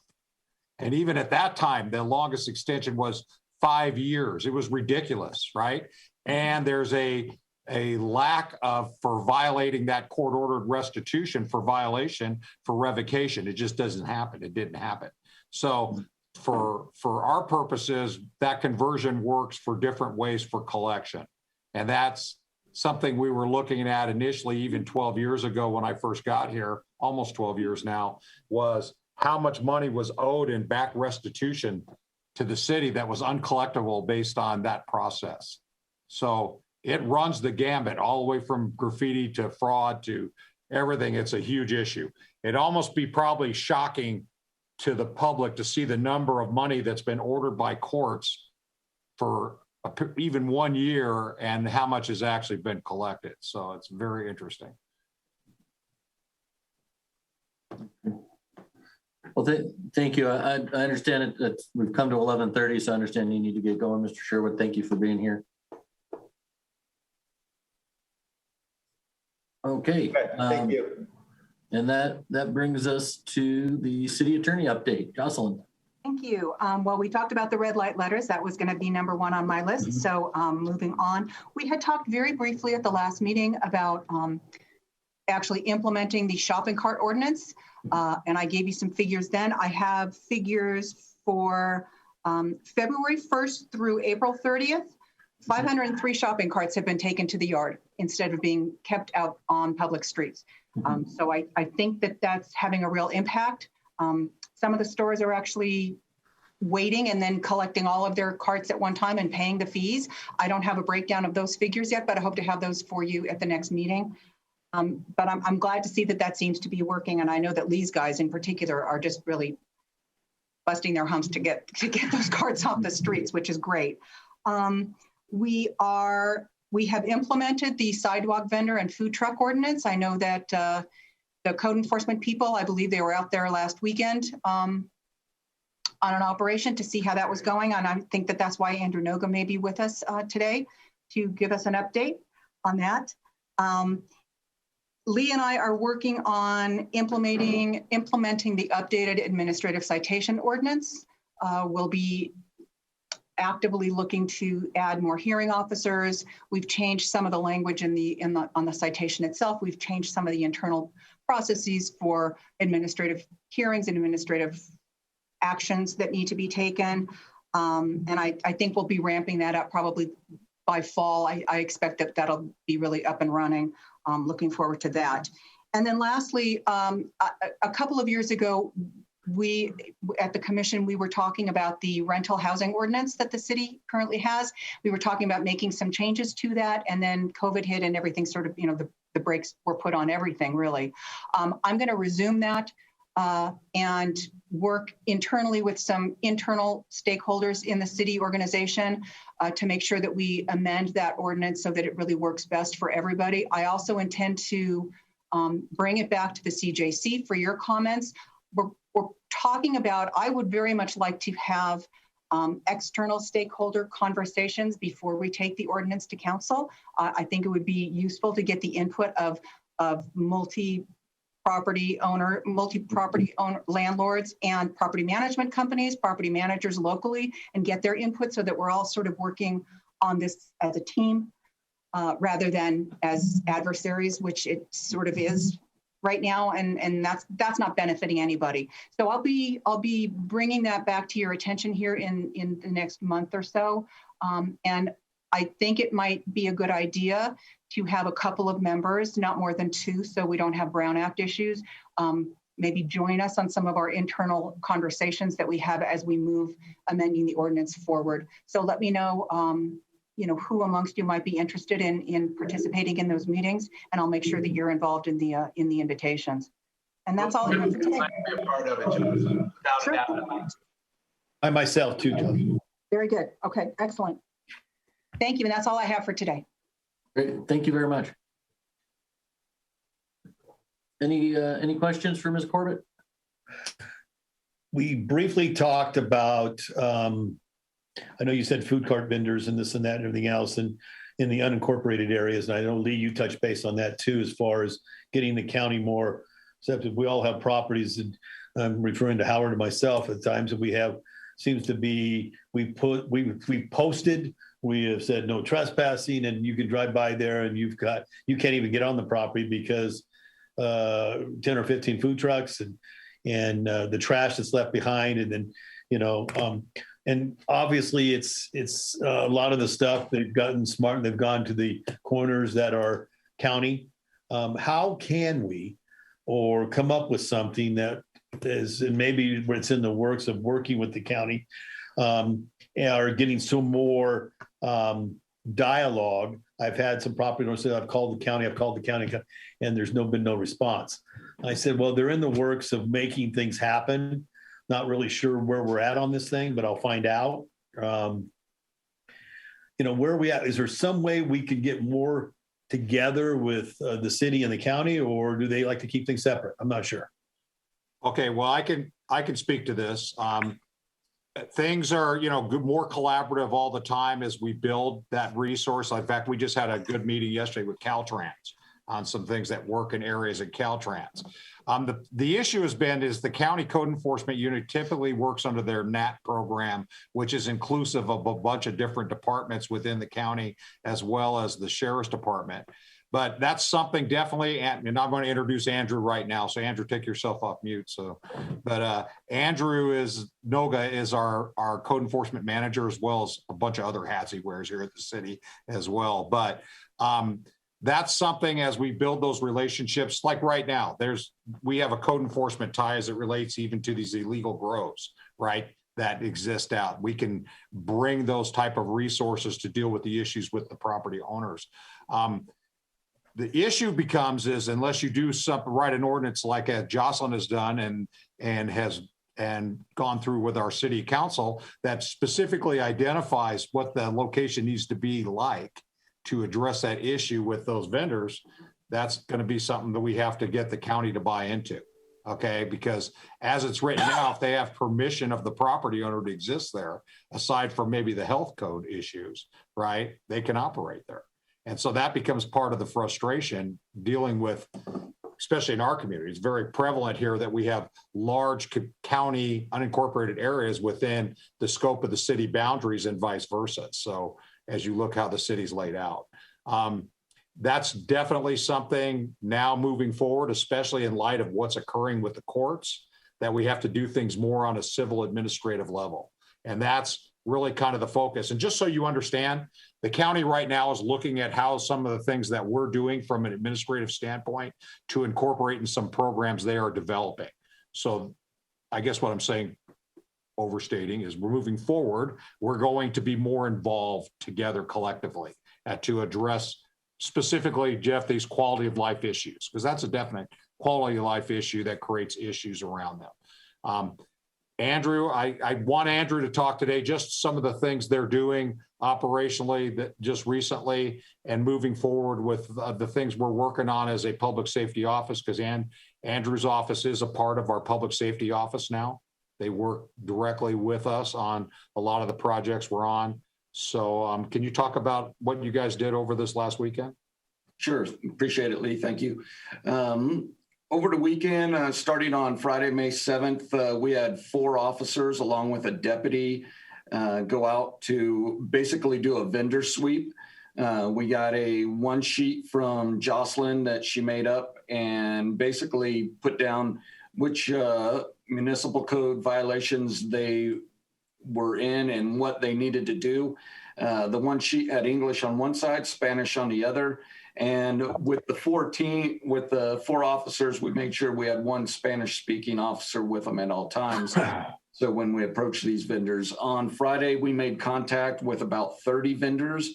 On Saturday, when the teams rolled out, we made contact with about 70 vendors. After making those contacts, we could have ran probably another 5-6 hours and still didn't look like we made a dent in what was going on this weekend on our corners. You're right. They know where the county is. They move from one street corner over across into the county, knowing that we can't go over and do anything, but we still get the message across to them, letting them know that, hey, this is what happens in the city of Lancaster. We made a running list of everybody we contacted to make sure that next time, if we contact them again, that we will deal with it in a different way. One problem we did run into over the weekend was when we give them these one sheets, we found out a lot of these folks didn't know how to read. Our Spanish-speaking officers would have to read the one sheet to them and explain to them what it was because they could not read it themselves. We're also running into 14, 15-year-olds being dropped off at these corners and dealing with that and trying to get that taken care of as well. So it is an ongoing problem, and we're just trying to get it under control before it gets too much out of control. And just some observations real quick from our standpoint. A lot of these folks, it's more of that indentured servitude issue that we're already dealing with on other, as discussed earlier, with some of the illegal grows and things as well. And so it becomes more of a human trafficking issue. And I believe there's probably a direct correlation to some money laundering as it's related to that, just based on their structure. So as that moves forward, that's something more from a task force group we work with and going to incorporate more of the state agency and federal agencies involved in looking at this from a more regional standpoint, just as we've already are doing right now as it relates to the illegal gambling connections. So it does impact our local businesses. We recognize it. We deal with those complaints, and Andrew's team's very responsive to going out and managing that. And then with some of the things that Jocelyn is doing, pushing forward through the city administration to the city council, will probably give us some more leverage to work that direction to deal with the people that are providing these folks out there. So that's really kind of, we're working that paper trail and that chain. And that's kind of our strategy dealing with that. So we'll report on that on a regular basis. Okay, so just so everyone knows out there, that may, especially for our business community, we're going to be as protective as possible as we can to maintain the integrity of what's occurring out in our business community as well. Question, Lee and Andrew. So let's say, for instance, you have the taco truck that's on 20th Street West and Avenue J. So you guys go in there, you give them a violation. What's the next step? And how do they get eliminated completely, or if they can be from that location? Jocelyn, you want to talk about the ordinance and as it relates to specifically like a food truck? I'm sorry, Howard, can you repeat your question, please? I was distracted. No problem. Let's say, for instance, we all know that, I don't even know if it's there today or not, but normally there is a food truck on the corner of 20th Street West and Avenue J. So you go in there, Andrew goes in there with his crew, he issues them a violation. Could you explain to us what's the process from that point on, and what happens if he's back the next weekend? So the food truck portion of the ordinance is different in terms of our remedies than the sidewalk vendor portion of the ordinance. The sidewalk vendor portion is strictly limited by the state law, so that a sidewalk vendor in violation can only be issued an administrative citation, only ever. It can never, ever be a misdemeanor, can never be charged as a misdemeanor. With food trucks, it's different because all of our remedies are available to us. So if we have a bad actor food truck operator who is consistently, at a location that is not permissible, and he gets a notice of violation from code enforcement, perhaps they issue an administrative citation. Maybe they don't, they ramp it up to me. We can go ahead and file a misdemeanor criminal complaint. Now, as Mr. Scher was talking about, misdemeanor filings by the DA's office are way down, and I haven't filed a criminal complaint in quite some time. But that is a remedy available to us. We can also, we can proceed with our administrative citations. They're not, a huge dollar amount, but if you're paying, a monthly payment on a food truck, which can't be cheap, I mean, they've got to be fairly significant in terms of value, then a $500 citation might actually get your attention. And we can also file a civil action, an injunctive action to enjoin somebody from engaging in that activity moving forward. So all of our legal remedies are available to us with food trucks. And that would be Andrew's not addressing the food trucks. Pardon me? Andrew is not addressing the food truck. He's addressing. No, we're absolutely enforcing any ordinance that exists here in the city. Okay, but here's the other part of that. Again, food trucks are also other licensings required.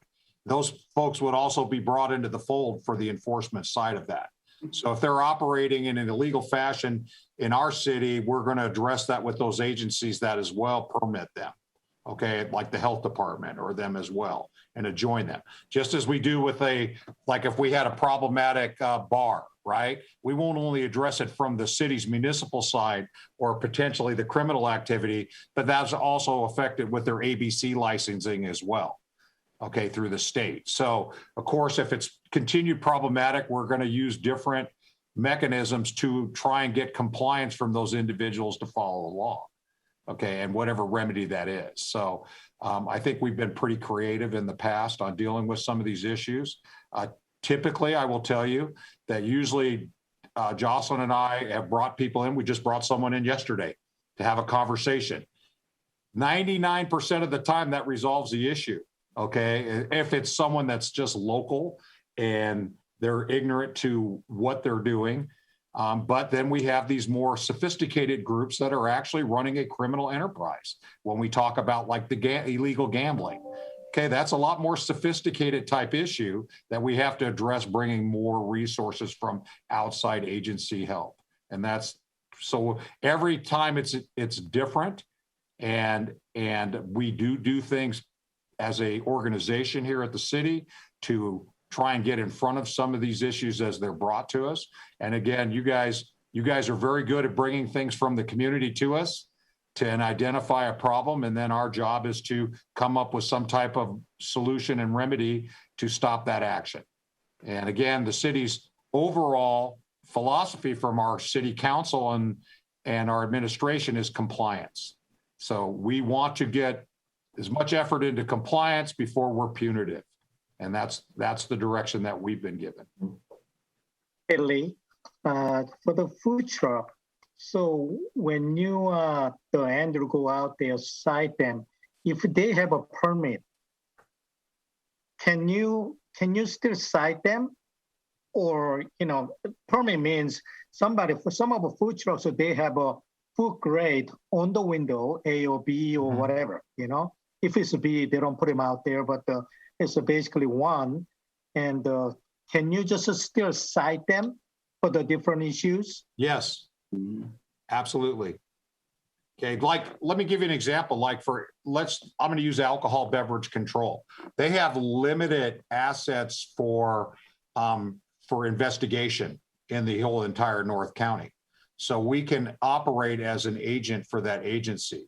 And if we get into a habitual issue here, let's say for like the health department, we have a great relationship with them now. It's better than it's ever been, and we work more collaboratively. But let's say they had a shortage of the ability to enforce. There's some authorization process where we can enforce things or cite out for their issues. But we focus more on what we have done through our own municipal code with the things that Jocelyn's moved forward through the approval of the city council to address those issues. They're significant. And if really we have an opportunity, that ordinance, there's a process for looking it up through online too as well, right, Jocelyn, where you can read it and see it's very restrictive. It's very restrictive as it pertains to that. And so we will happily enforce that. Yes, that's our job. And then we move through that process, and those fines are not small fines. They're significant. Require a copy of a lease? Pardon me? Can you or do you require a copy of a lease for them to be able to operate that location? It would, well. That's a good one. Not really a lease situation. So if I have a food truck and I want to set up every lunch hour in the parking lot of a strip mall, it's not a lease situation. I would at a minimum have to have some written authorization by the property owner. And I think we discussed this briefly at last month's meeting, which is that if I were a food truck operator and I got written authorization from that landlord or that property owner to park in the parking lot, if there are food service establishments in that strip mall, I would sure as heck raise a stink with my landlord. So yeah, they do have to have written authorization to be on private property. What about just, we've been talking about unincorporated areas too. Obviously, the property owner says, hey, I've sent my notices to the county. I've said that there's nobody to be parked on this. They posted no trespass. Would that be sent to Andrew too and his staff? No, not in the unincorporated county, but it is enforceable for the trespassing issue. Right. Like as we deal with anything related, especially if it's posted, right? So now you're talking about a misdemeanor criminal violation beyond the scope of any kind of municipal code within the county. And honestly, I personally don't know what the county's code says regarding if they even have a code that relates anything to food trucks, okay? But I would say that situation's different. So if they don't have authorization, or let's say they're in the setback and there's an issue from the curb line or something, there's other issues you can probably address that problem, okay? So well, and with food trucks, I'm sorry, Jeff, with food trucks too, they have to be in compliance with applicable vehicle code provisions. So if they're parked in a location that violates the vehicle code, then that really doesn't have anything to do with the food truck itself, right? So there are some options, but the city staff can't go after people for city code violations in the county areas.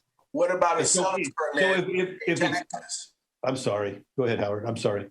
No, go ahead. You were speaking. I was, so if it's posted, no trespassing. Right. Okay, and we have multiple vehicles on this property. Who would address that? We could address, that would be addressed by the sheriff's department. Okay. In the unincorporated county. Okay. Okay. Now, I'm sure county code enforcement could address that as well, but they're not driving around our community. No, they're not. They're doing not. that. No, they're So but the sheriff's department, but you have to have someone that's a victim. So you have to have the property owner address that issue with the sheriff's department. Right. You understand what I'm saying? So unless they have some type of letter of agency, like for us in Lancaster, we continually set out letters of agency to all the vacant property within the scope of the city. Correct. And we do that for a multitude of reasons, right? So we already have that pre-authorization that exists with the sheriff's department and the city, okay? The county, it would be is based on their contact with the sheriff's department, because that's how it's done in the unincorporated county, for a letter of agency through the sheriff's station. We choose to handle that and track that because we want to make sure those are current. Okay, so they are enforceable. For the county, that's at their discretion. Can you guys mandate that getting back to a food truck, they have a seller's permit, or is that beyond your scope? They have to have all licenses and permits and authorizations that are required under state and local laws. So if they are required to have a seller's permit at the state level, then they are required to have a seller's permit. And if they don't, then that's a violation. Okay. Yeah. Seems like that kind of a violation is not going to stop it. And I don't know, is Lee, you thought about this or, on the behalf of the city? There's a lot of people, they're using the food taco truck. We call it the taco truck. There's a, majority of them is taco trucks out there. Mm-hmm. And they are doing business with based on social media. A lot of people, they don't even realize it is wrong thing. I don't know about it's a good food or not, but it is a fun. It is a fun to them. Something to do on weekends and the lunchtime.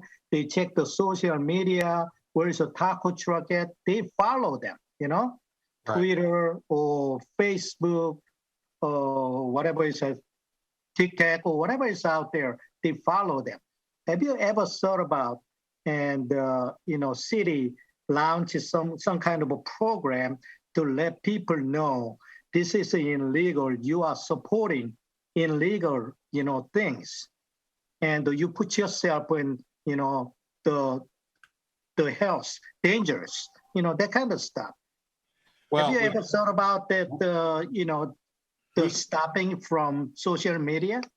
Well, we put out a lot of information. We have a pretty active communications department here at the city, and that it could be one of the things that we put out through the public safety office as it relates to this and put the ordinance out there. But I will tell you, for Andrew's folks, as well as the sheriff, we do periodic operations out there to address some of that activity that occurs when they believe we're not at work, okay, or our folks aren't out there on weekends. And again, I'm open to any suggestion you think that would curb that illegal aspect of activity. Of course, there are other folks that are permitted, have their license and things. They're allowed to operate in a manner that's, as long as it's in compliance with the city ordinance. Okay, but the illegal ones, absolutely. Whatever methods and suggestions that you have, we can certainly give them a try and see how effective we can be. Absolutely. Lee, and here is a difference with the regular restaurant and the food trucks. Even county knows that, health department knows that, and the regular facility. The health department, they come down at least once every 3 months, okay? Mm-hmm. And that's a surprise visit. It's not scheduled for it. But those food trucks, they get inspected once a year.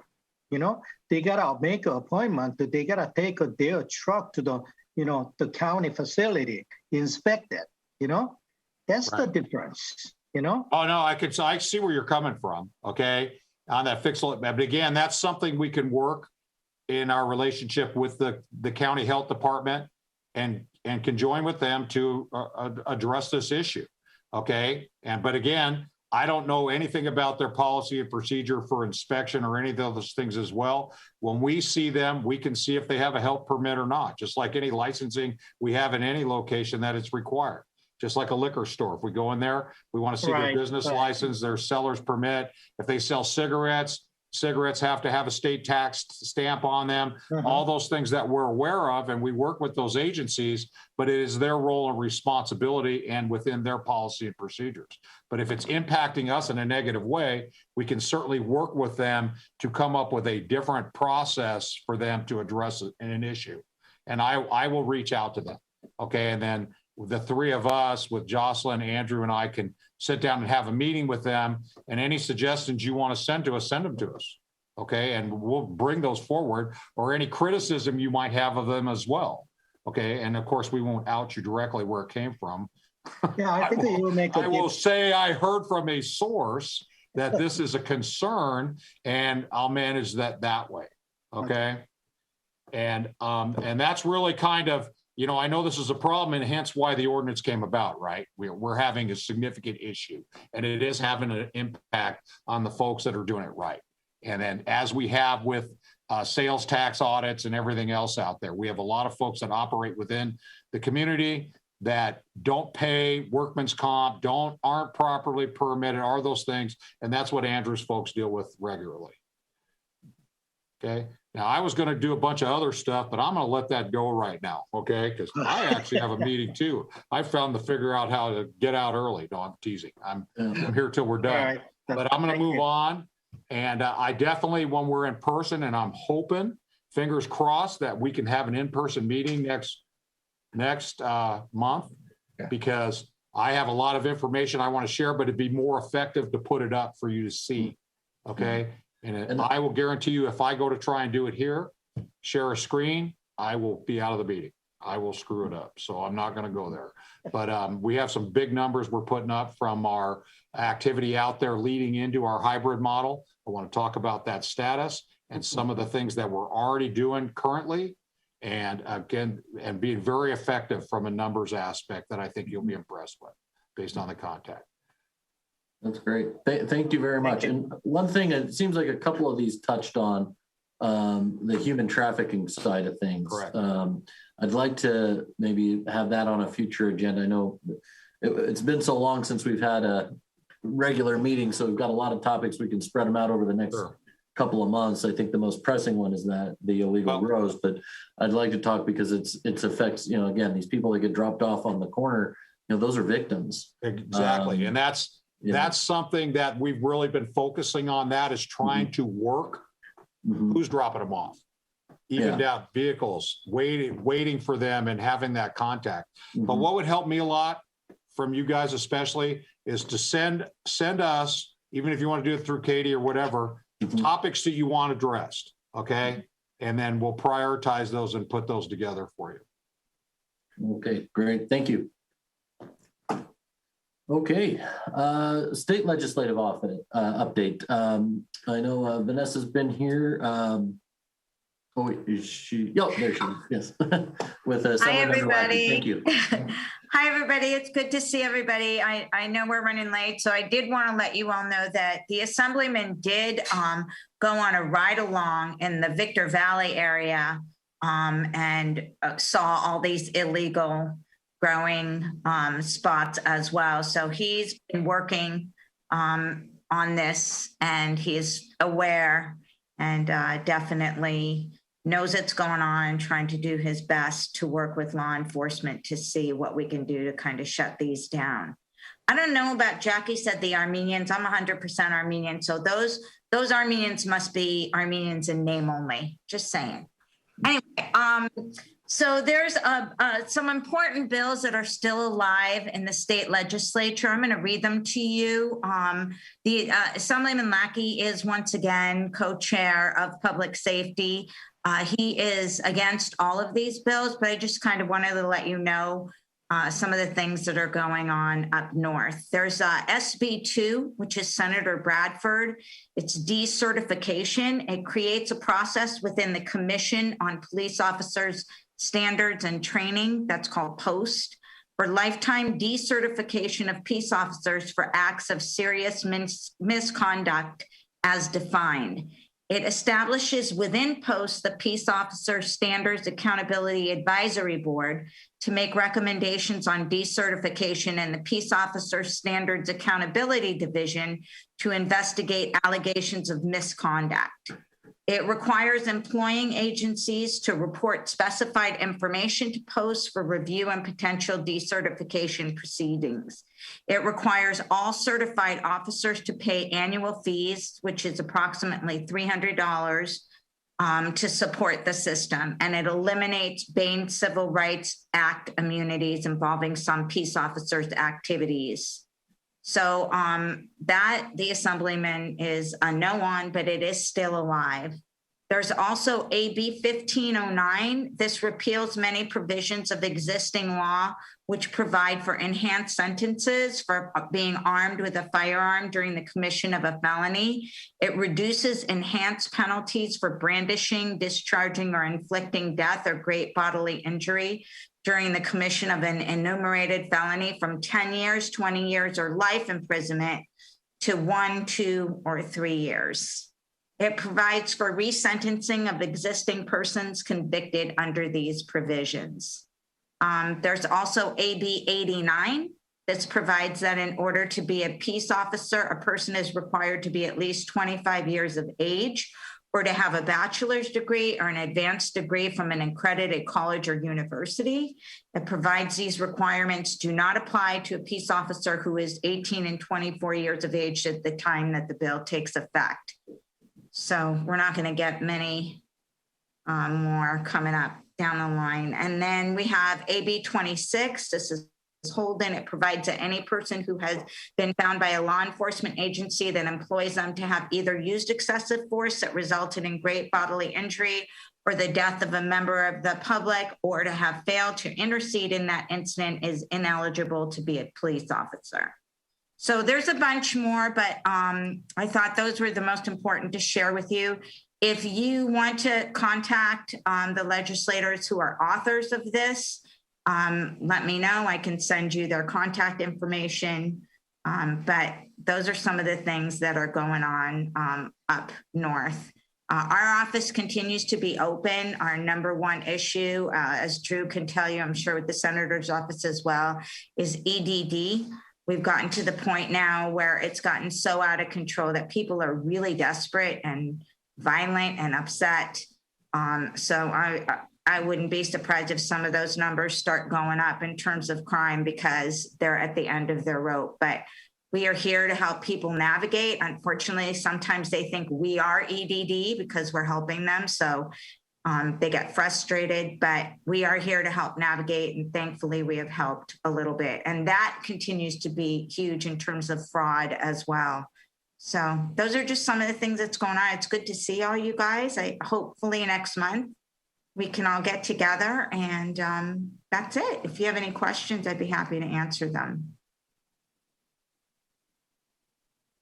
Nope, we're good. Great. Okay. Well, switch hats and speak on behalf of Senator Wilk's office briefly. Just to add on, I think Mrs. Wilk covered most of the big bills that are coming up and what's going on up there. We do have, in regard to EDD fraud, which has been a big part of the problem, Senator Wilk has a bill to prohibit the EDD from listing people's social security numbers in correspondence. EDD, when you apply, you get assigned a customer number that's different from your social security number, but for some reason, EDD continues to mail out people's social security numbers, and that's a big part of the reason why the mail gets intercepted. We've had mail theft, trying to get at that information in order to secure fraudulent benefits. So that bill recently passed off the Senate floor and is heading over to the Assembly. In terms of the illegal grow, I know that Senator Wilk and Assemblyman Lackey have been working closely together on this. They are working to try to get the newly appointed state attorney general to come down and visit and take a look. In the past, while he was a legislator in the state assembly, the attorney general served with Mr. Lackey and was very much against the illegal cannabis market and wanting to foster the legitimate market that has been legalized. So hopefully we can find an ally there. We're also working, as was mentioned, on the environmental side of that. I was looking at some of the footage from Vice Mayor Christ's helicopter tour. I mean, you've got these big water pits that are just filled with chemicals that they've been using illegally. If a legitimate farmer across the street from them were using those, the state, Cal EPA, the federal EPA would be shutting those farmers down. So I think that's an avenue that we will be exploring as well with the State Department of Water Resources and Cal EPA.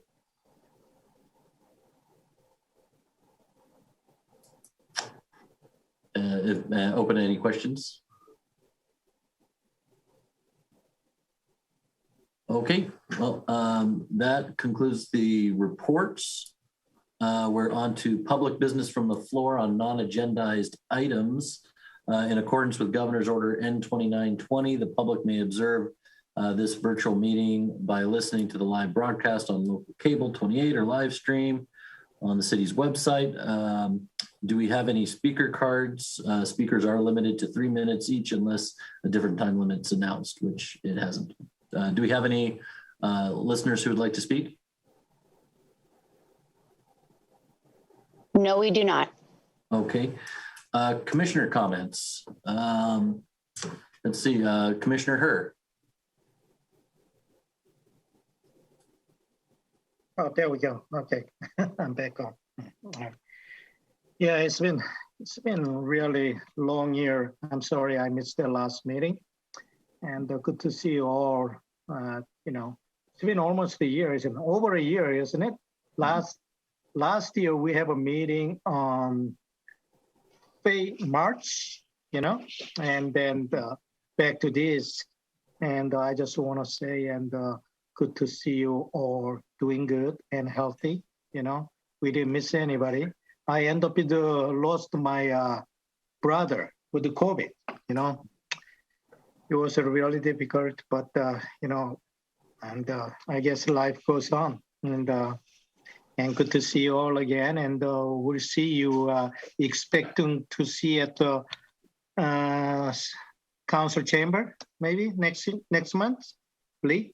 All right. Yeah, that's what I'm hoping for. Okay, all right. Okay, like I said, we have a lot of information to put out, but it'd be better to be able to put it up in a PowerPoint and some display things, because I think we'll get a lot more out of that as well as the public will. The more things we discuss today and the more we're frustrated, and I can feel it, but we got a lot more things to talk about in next month, to make it better. All right. Good to see you all, and thank you. Thanks for all you do.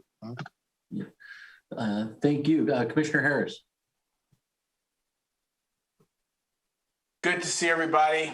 Sorry I couldn't make last month as well.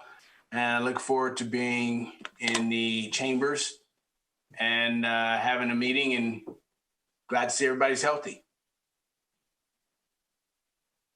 Thank you. Commissioner Brown.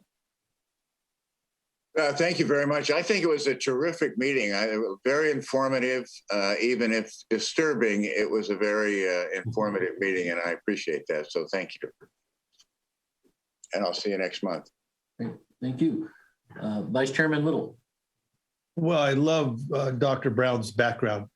Number one, the barbed wire fencing. So, no, it's great to see everybody as usual, and obviously a lot of things to cover and a lot more stuff that's going to be on our plates, which is good to see, and things happening. And I know I've made a ton of questions here to talk to Lee and go over some stuff, and hopefully we can get things moving. Yes, love to see everybody in chambers next month. That'd be great. And hopefully Dr. Brown will be released from that fencing that he has there by that time. Jeff, this is actually a COVID screen. It keeps the germs out. Well said, as usual, Dr. Brown. So, no, looking forward to seeing everybody, and thank you. Great, thank you. Okay, for me, obviously, I think we went very long because we've had a lot to talk about, given that we did go for quite some time without a meeting. A few things that I would like to see on future agendas, and appreciate what Mr. Dorico said. Any ideas or things that you would like addressed, please let him and the staff know. We can talk about and getting them, based on priority, spread out over the next couple of months to discuss. I know I definitely want to have an in-depth discussion and presentation on the illegal cannabis grows. I'd like to have at some point, maybe a little later over the summer, a discussion on I think there's some misinformation in the community that's led to some of these cancel the contract discussions, and maybe we can talk about a little more in depth the good work the Sheriff's Department is doing, and if you do have concerns, how to properly address them. The human trafficking side of these things, both the illegal grows, the street cart vendors, but also these massage parlors. I mean, when you drive by a closed down shopping center, but you see these lights at 11 o'clock at night, leads some questions of legitimacy there, and those are also victims that are inside there. Things that we can do assisting in those. I do want to just briefly mention, as a follow-up to some of the discussion we had last month, that the Lancaster City Council did vote to express their view of no confidence on District Attorney Gascon and his policies. And then just lastly, I'd like to ask we adjourn in memory, when we talk about some of these recent misinformation and attacks on law enforcement, yesterday, this week was one of the deadliest 24-hour periods for law enforcement officers. And by my understanding, there were, in one 24-hour period, the country lost 4 law enforcement officers, 2 here in California, in violent attacks. And so I'd ask if we can adjourn in memory of Stockton Police Officer Jimmy Inn, Concho County Sheriff's Office in Texas Deputy Stephen Jones, also from Concho County Sheriff's Department Deputy Samuel Leonard, and from the San Luis Obispo Police Department Detective Luca Benedetti. All 4 murdered. These, it's tragic enough when there's a traffic collision things, but these were people gunned down, and it just horrific for them and their families. That's all I have. If there's nothing else, we will adjourn to our next meeting, Wednesday, June 9th, 2021 at 10 a.m. Hearing no objection, we stand adjourned. Thank you. Be safe, everyone. Everyone.